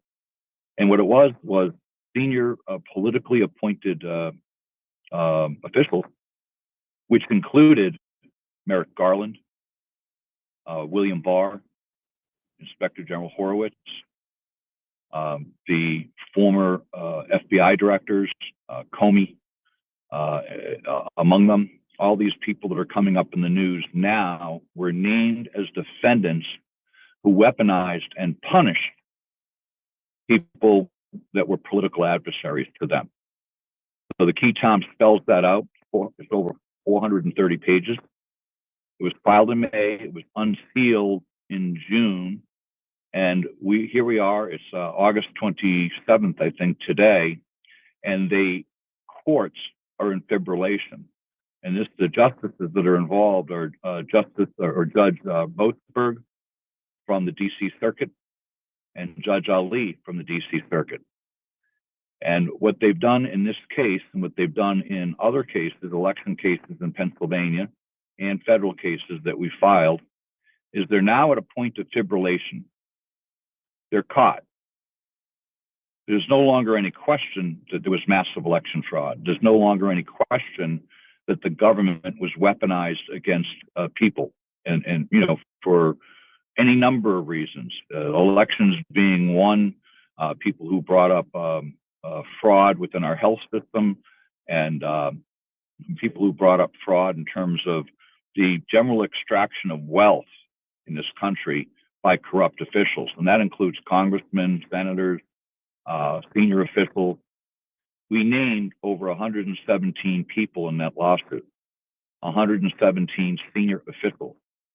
I'm happy to say that since that was filed, over half have either resigned or been terminated or moved. Inspector General Horowitz was moved and announced on June 6th, just days before this case was supposed to be unsealed, that it was naming him, and he was moved to the Federal Reserve from the DOJ. That was an administrative move, and they said, oh, it's a promotion. It wasn't a promotion. The Federal Reserve is a quasi-federal government agency, quasi-agency. And what that means is that the rules of discovery and the ability to do any discovery at all are severely thwarted. So he moved from a place where there was that we could have gotten complete transparency in terms of records. He moved to a place where we couldn't. So the impact of that Key Tom has been tremendous.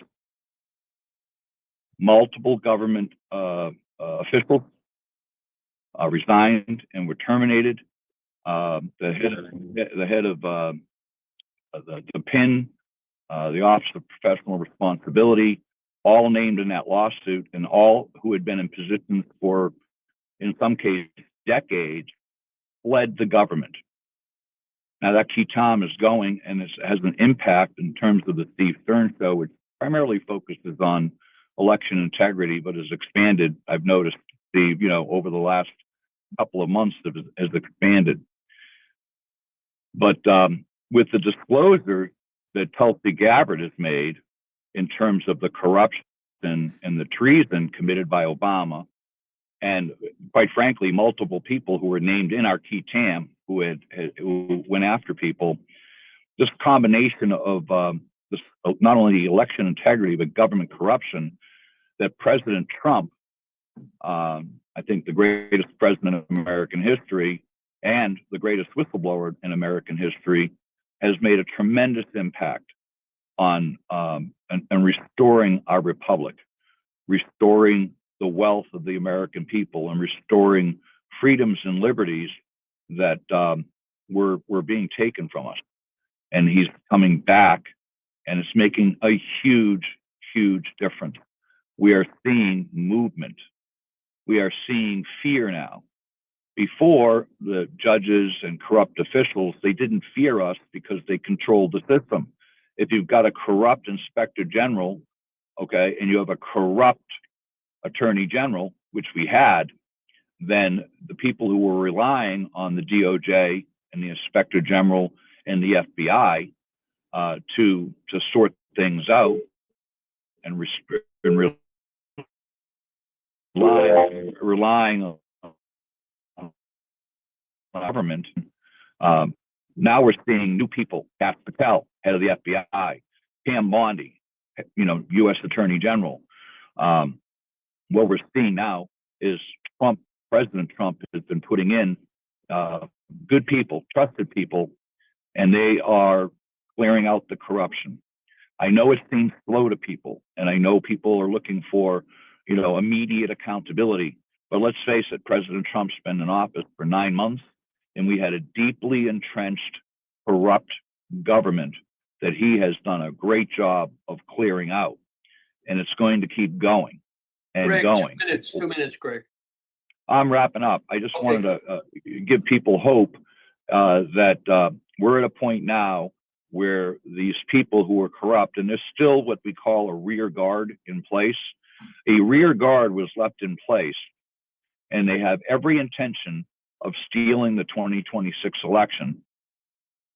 Okay, and using fraudulent elections to install a Congress and a U.S. Senate that will suppress Trump and work on impeaching him and indicting him in his last 2 years of his presidency.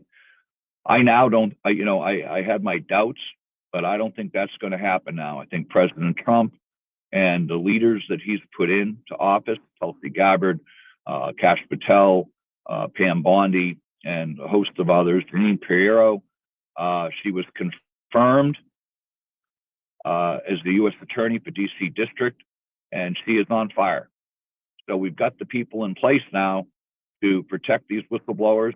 I do think Peter Tickton, his brief interview there, I do think Tina Peters, hopefully we're at the light at the end of the tunnel, that she will be released, that the government was weaponized against her, and that's going to be fixed. People like Joe Hoft, who was just on, Peter Tickton, and a number of people, Roger Stone, among them, Mike Flynn, Steve Bannon, these people who were victimized, Alex Jones, I just thought of, these people who were victimized and severely attacked, imprisoned, Peter Navarro, these people were all victimized by this group of people that we named in this key TAM.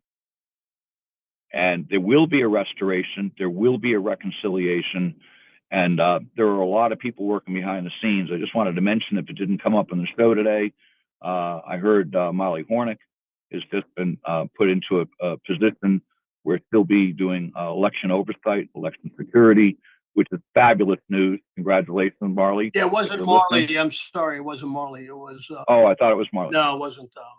It was somebody else. Okay. We gotta run because we're running late. It was okay. The girl from Pennsylvania, from your area. Oh, okay. Oh, it was Heather Honey. Yes. Heather Honey went to Homeland Security. Okay, so thanks very much. Congratulations. I'm sorry we're running a little late, Greg. Thanks, Steve. Catch you on next time. You got it. Right. Next up is Ray Michaels. Ray is totalnews.com, good friend of mine with his brother Norman. Come on down, Ray.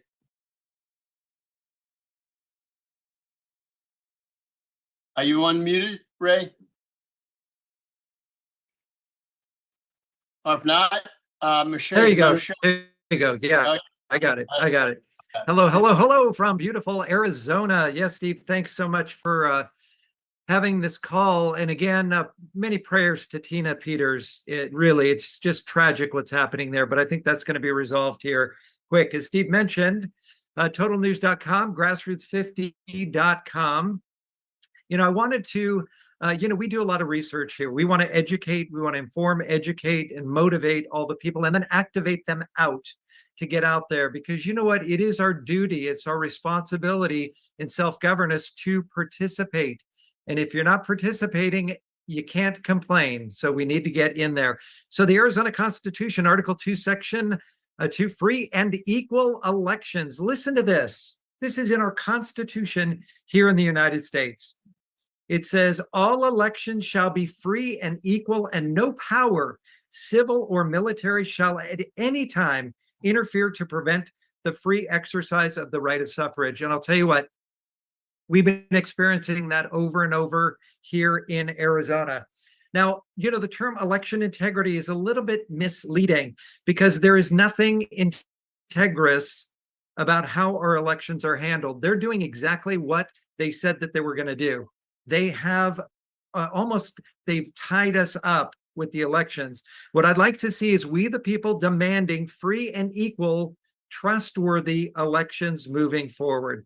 Again, that's what we do at Grassroots 50 and at totalnews.com. Now, I did want to tell you a story. We went down to Cochise County, down at the bottom of Arizona, and we attended the BOS meeting. You remember probably a year and a half, 2 years ago, and the governor has been very upset about this, but that board of supervisors there was unsure about the elections and they didn't want to certify the elections.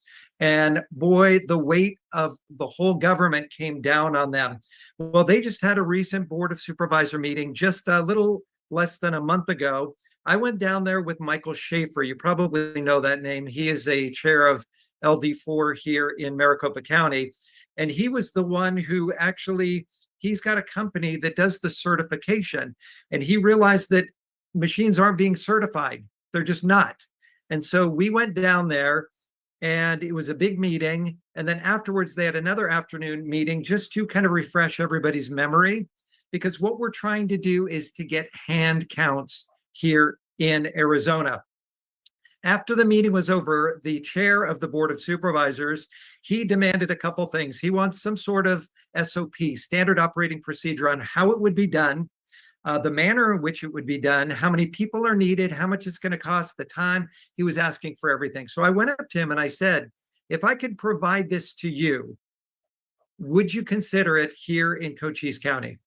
And he said, well, I need this. I said, yes. If I provided it to you, would you do it? He said, yes. So they're here in Maricopa County. This is a MCRC. This is Craig Berlin, chair, and first vice chair. You heard Shelby a little bit earlier. They've already gone to multiple states, done this exact thing. They have the SOP, they have the videos, they have the manner, they have the time frame, they have the people, they have everything that they are presenting now to Cochise County. And hopefully Cochise County will adopt this. In fact, I understand that even as far as maybe people in DC are looking for hand counting as well. So we thank everybody on the EGC, that's the Executive Guidance Committee here in Maricopa County, for doing that, led by wonderful Chair Craig Berlin and First Vice Chair Shelby Bush. You know, they say that as Maricopa County goes, so does the state of Arizona, and so does the nation. We are the largest Republican bloc county. You know, I'm a little bit disappointed in the Board of Supervisors here in Maricopa County, as Marissa Hamilton mentioned and several others. There's just a disconnect from the people to the recorder to the actual Board of Supervisors. Right now, they're spending so much money building a huge building specifically to run elections with machines. And we're trying to go away from that, but they are raising the flags and they're so excited about having this brand new facility, and it's going to be state of the art. There's going to be no chain of custody, and it's going to be a lot worse off than what we have right now. So we encourage the Board of Supervisors to work with the county recorder and to work towards going back to what worked for a long time, which was hand count one day. So I feel very blessed even to be here with you, Steve. Thank you so much. I actually chair a legislative district 8 here in Maricopa County. I was a state committeeman and also very blessed to go and be a national delegate up in Milwaukee. So it's exciting. And I know that the more we can get out this information, the more that we can inform and educate and motivate and then send them out. The more we can get this out, the better it's going to be, not only for the state of Arizona, but for every single state. And that's what we do at Grassroots 50. We work with all 50 of the states. You know, we had at our meeting last night, we had Congressman Andy Biggs, and he had mentioned how excited he was about the happenings in DC, what's happening with our party, how President Trump is really taking the bull by the horns and calling things out as they should be. Mail-in voting. I mean, he went even back to Jimmy Carter days where they had a huge decision made that it was the worst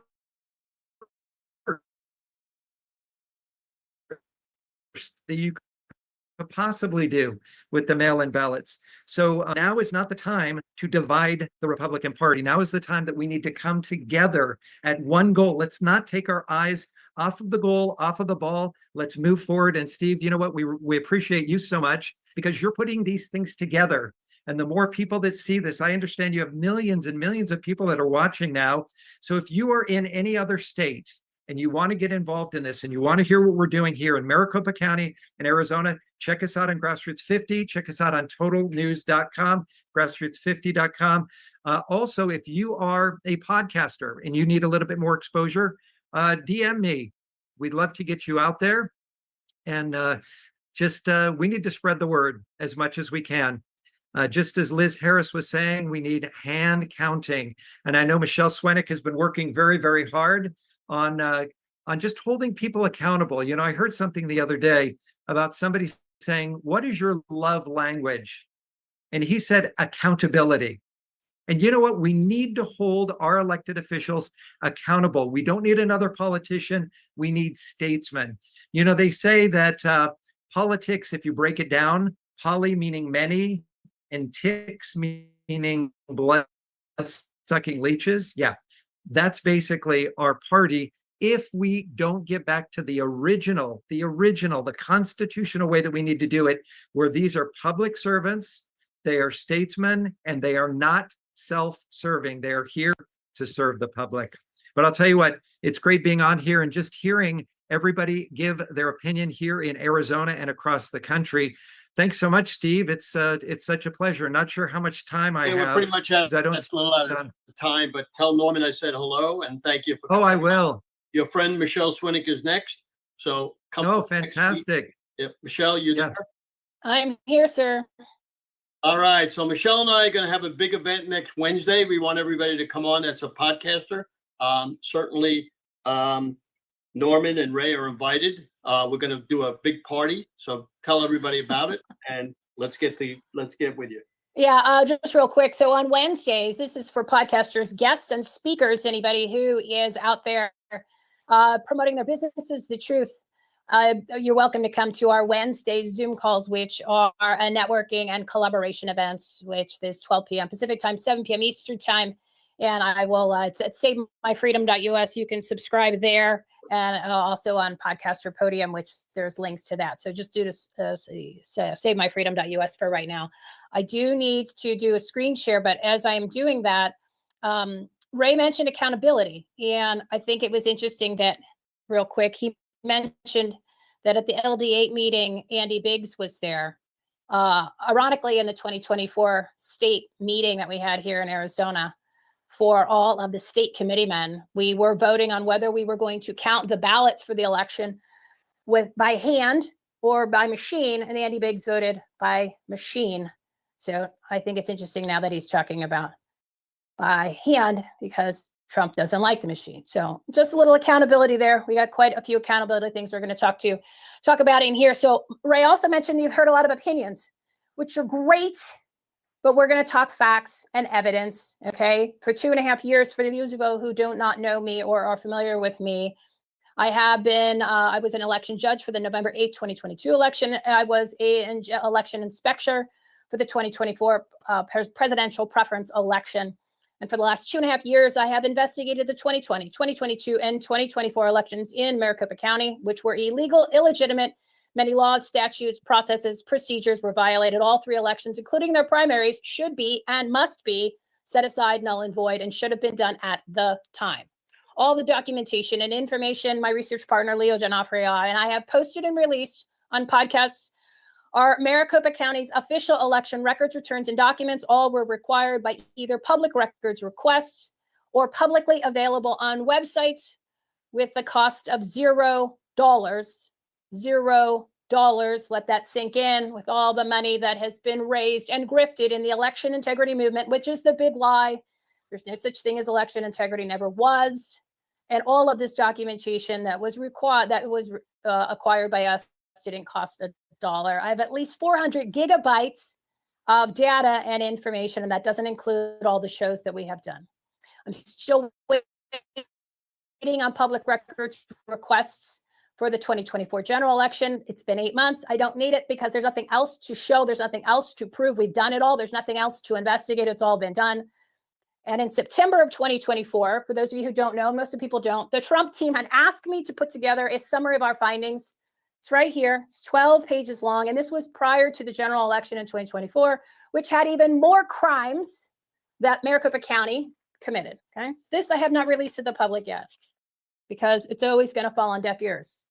So all of our information and videos, including our court case, which I encourage you to read so you can understand the crimes, just a smidgen of crimes that were committed. There were massive amounts of felonies, federal and state felonies that were committed by Maricopa County. Call it Mayor Corruption County. And you can get all that information. If you go to savemyfreedom.us, savemyfreedom.us, it's the same site that we've been plugging for 3.5 years. And you click the election fraud shows, because that election fraud, that's what it is. It's election fraud. These are massive crimes. The websites are there. The election lawsuit that we filed is there. And also all of the shows. There's about 50 different episodes and short segments that are also in order of what you need to watch. So let's do a screen share so you guys can be brought up to speed on some facts and evidence that go on in our elections, because we do not have real elections. You need to understand that. If you want to believe that we do, that's on you at this point, because we don't. We don't have real elections. So hopefully, can somebody tell me that we could see the screen where it shows Maricopa County crime scene? And Ray, can you mute your phone, Ray?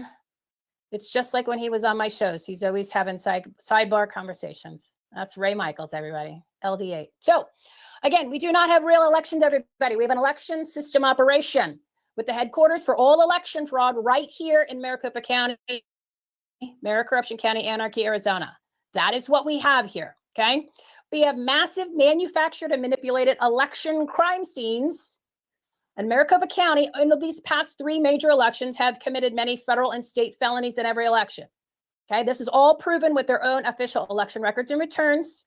We've provided all this information to the public, and I'd be happy to go on the stand under oath without committing perjury, raise my right hand, and explain all this to anybody who cares to understand or see it in the court of law. So that pretty much, anyone can do this. Anyone can go get the information themselves. They just need to request it, okay?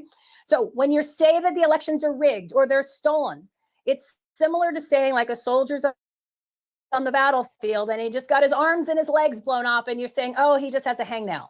So please, please refrain from using the words rigged or stolen, because you have massive, massive crime scenes. Now, I want you to take a look at this. For everyone who keeps saying that the Democrats cheat, okay?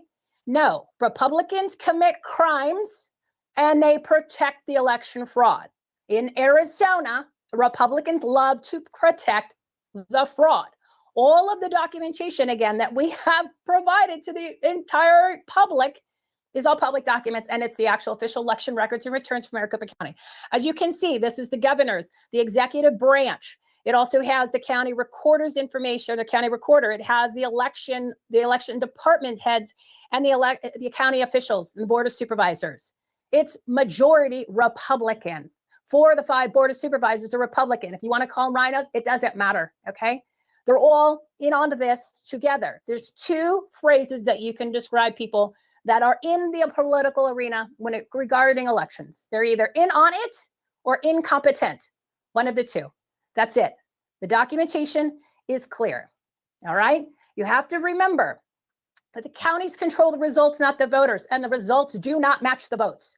We have proven that in the 2020, 2022, and 2024 elections, again, with the county's own official election records, returns, and documents. So your vote doesn't match the results, and there's a lot of people sitting in office for the past 4 years that do not belong there. And can you imagine how many things were passed that were illegally and illegitimately passed. What I want you to look at, this is a precinct ballot report, okay? Once we broke down elections, we realized how real simple they are. They make them complicated because they don't want you to understand them. They are a very simple process. This is an audit form that we use at the end of the night at the voting center.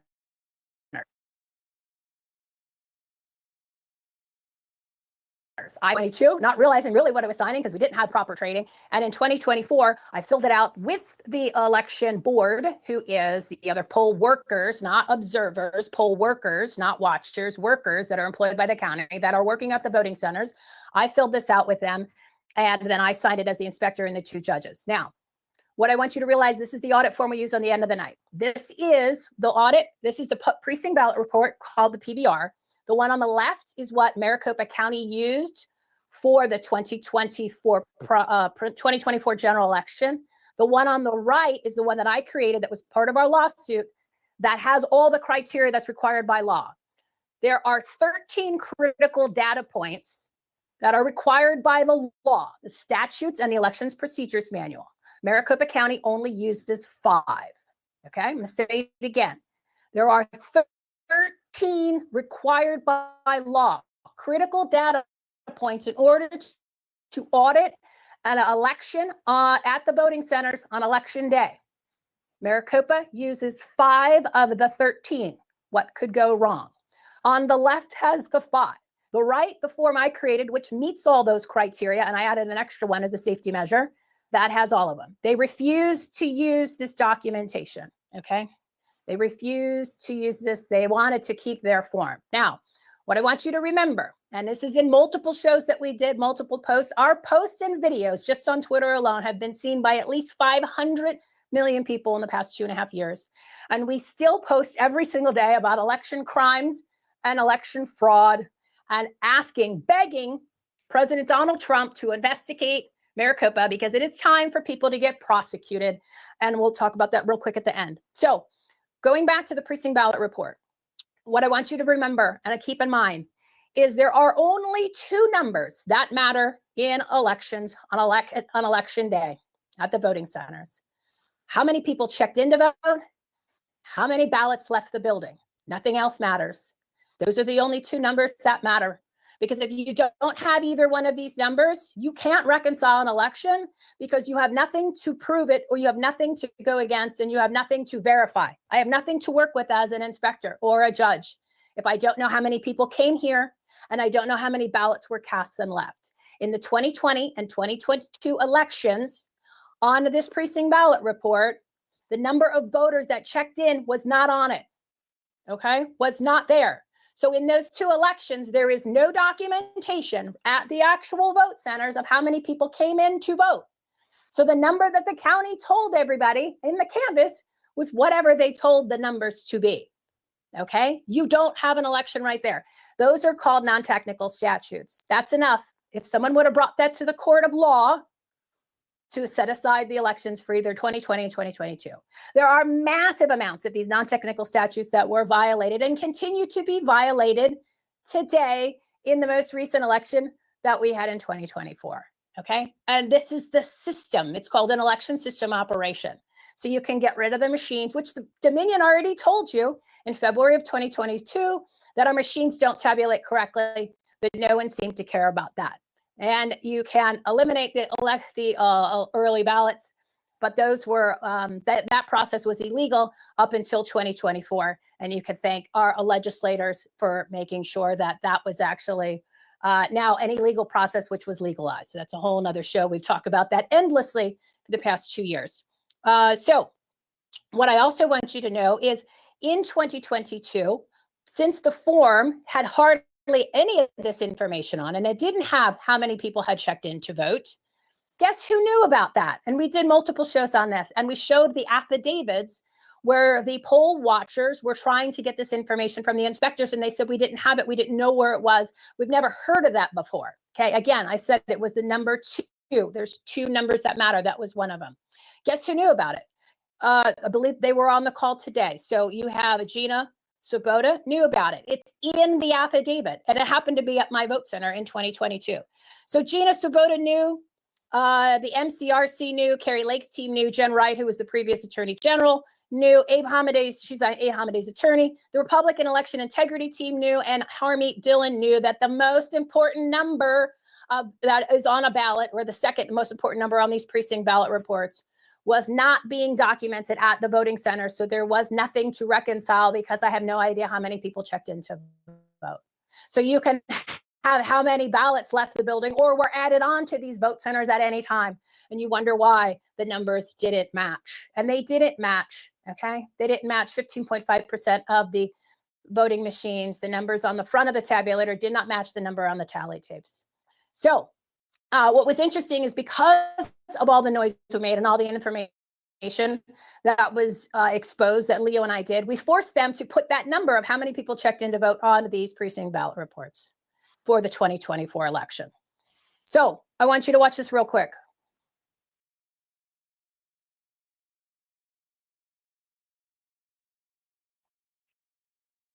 No sound.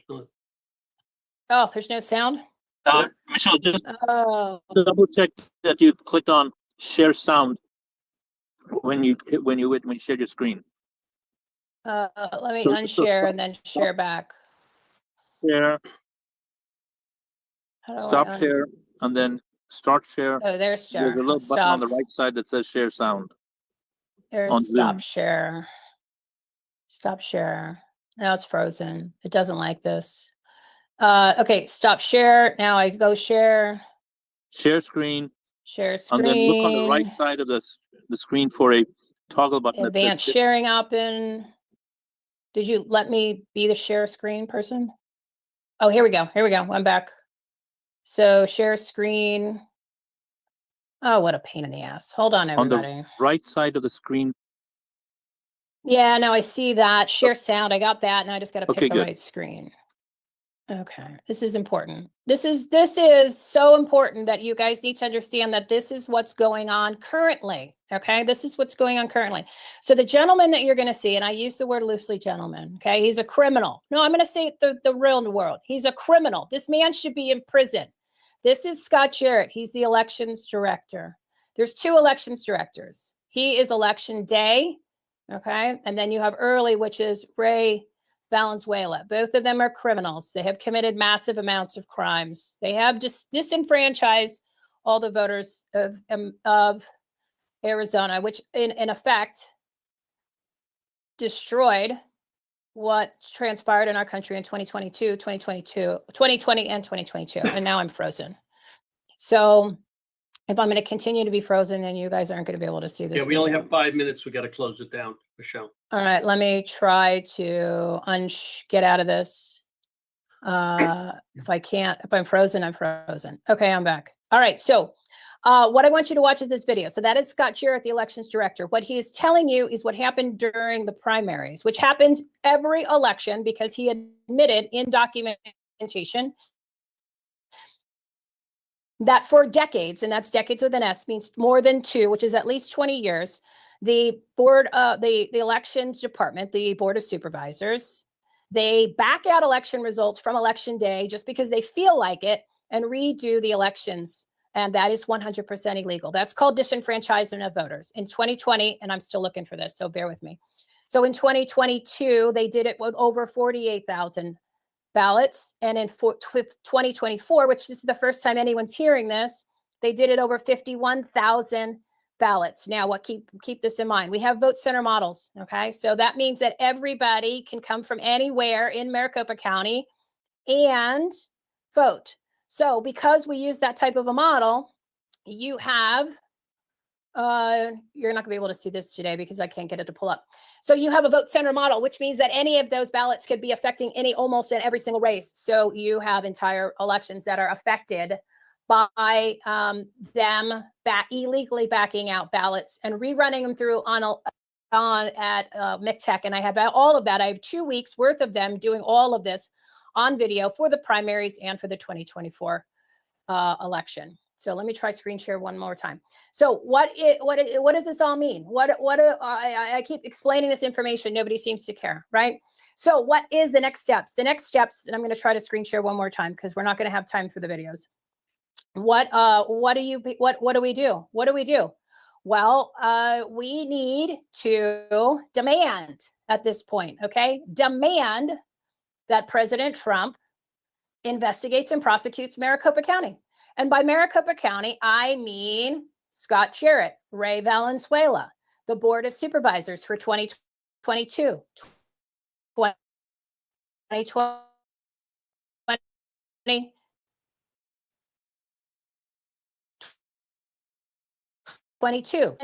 and records and returns to prosecute these people. We also have Stephen Richer, who committed perjury. We haven't even released that information yet.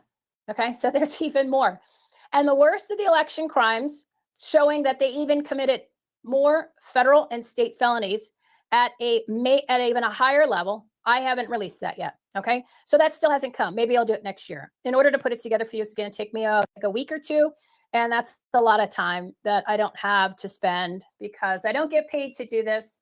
And I have bills to pay. So I can't keep playing election investigator when that's just not an option. So I'm trying to pull up the Trump document. See, this is what happens when I go on shows, guys. All of a sudden, everything is fine. And then I get talking about all this election stuff. And it goes scrolly. And I've been doing this for 2.5 years, and this happens every single time. Okay, every single time. This is not new. So here's what you can do. You can go to savemyfreedom.us, and you can subscribe. If you go and click on the election tab that says election fraud shows, okay? There is no election integrity. There's no election insecurity. Steve will not change the name. I have begged him for 3 years. It is election fraud prevention, because that's what we're doing, preventing the fraud. The fraud is still happening. The fraud will happen without machines. The fraud will happen without mail-in ballots, because the fraud is being committed by the people that are in charge, the Board of Supervisors, the election directors, which is Scott Jarrett and Ray Valenzuela. All of these people need to be prosecuted for the crimes that they have committed. And that needs to happen now. So you can contact Trump. Renata, who was an LD12, is a warrior unlike anyone else on Twitter. What she does every day is, we've been doing it for every day since 2.5 years, but hardcore every day for the past, every single day since the November 5th election, she's posting on social media to demand that President Trump gets either a prosecutor, a special prosecutor, or somebody in authority investigates Arizona, which they don't have to. I have everything, and we've provided most of it publicly. The rest of it, I have no problem meeting with anybody. And then go ahead and prosecute the criminals, because you will not have elections in the United States of America until the people that have committed the crimes, and these are election crimes, they're not rigging, it's not cheating, it's massive amounts of federal and state felonies. Until these people are put behind bars, the election system operation needs to be exposed and it needs to be dismantled. If it's as far as 2026, they've already determined who's won. Okay, that's how the system works. They manipulate and manufacture the results. And this is not a theory. This is not an opinion. This is not a hypothesis. This is based on the actual evidence, which is Maricopa County's official election records, returns, and documents. 1 minute, Michelle. We got to close it down. So I'm trying to pull this document for you. Okay, so there you go. This should be Trump, because on October 8th, 2024, Trump said that anybody that cheats on the election is going to jail. Well, it is time that we demand, whatever you want to call it, that President Trump lives up to his word and takes care of that here in Maricopa County. And then the rest of the states will fall into line, because all you need is one, and we're the biggest one, and we commit the fraud. And all of our Republican buddies here love to protect this election fraud. And all the information is public. And again, the cost to acquire it was $0. So you can follow Renata and me on social media. I'm at Everything Home Tea. She's in all of my posts, and you can push this out and you can get vocal, because other than that, nothing is going to change. And it is time that the people take back their own elections. Hand counting's not enough, guys. Getting rid of the machines is not enough. Changing the registration and getting rid of the 5 illegals that vote. Voter fraud's not an issue. It is election fraud. It is election crimes committed by the people that run this. And then our own side is protecting the crimes. These are crimes. Please start using the right words. And I encourage you to get behind the right things to do, because otherwise you're just spinning in circles, because 2026 has already been determined. You just haven't been included in the results because the votes don't reflect the results. The votes don't reflect the results. The counties manipulate and manufacture them, and they get to choose whoever is telling them, I don't know, it doesn't matter. It's time to arrest the criminals. Trump's the only person that can do that. It cannot be done here in the state because they're all in on it together. Thank you very much, Michelle. We got to close it down. Raj, last words.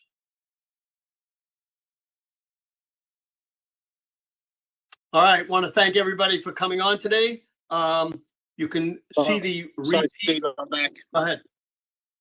Great. Go ahead, Raj. We're going to close it down. All right, guys. So I want to just give you all an update. Again, thank you to all the brilliant speakers that were here, and importantly, all the folks that are in the audience. Thanks for making this a action-taking event. And speaking of action, a couple of things. First, if you are in the state of Florida, please consider going to defendflorida.org. Why? Because we have put the delegation meetings that are coming up. Some of them already have happened. You're breaking up, Raj. Of You're breaking counties and delegation meetings. What are delegation meetings? And any of our, I'm breaking up. Okay, let me cut the video first. All right, let me know if that's any better, Steve. We have Yeah, that's better. delegation meetings coming up in the state of Florida. All right, great. We have delegation meetings coming up in the state of Florida. These are very important. This is an opportunity for you to meet with all of your elected legislators in one location in your county.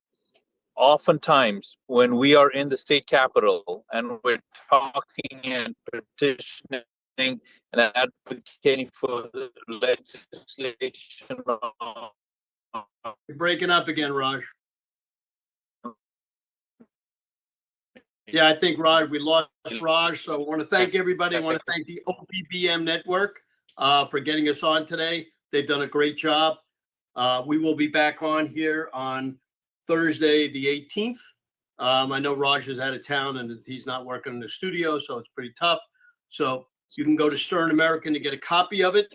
Again, thank you everybody for staying with us. I know a lot of it's a long Zoom call, but we had a lot. They will say, well, we didn't really hear from.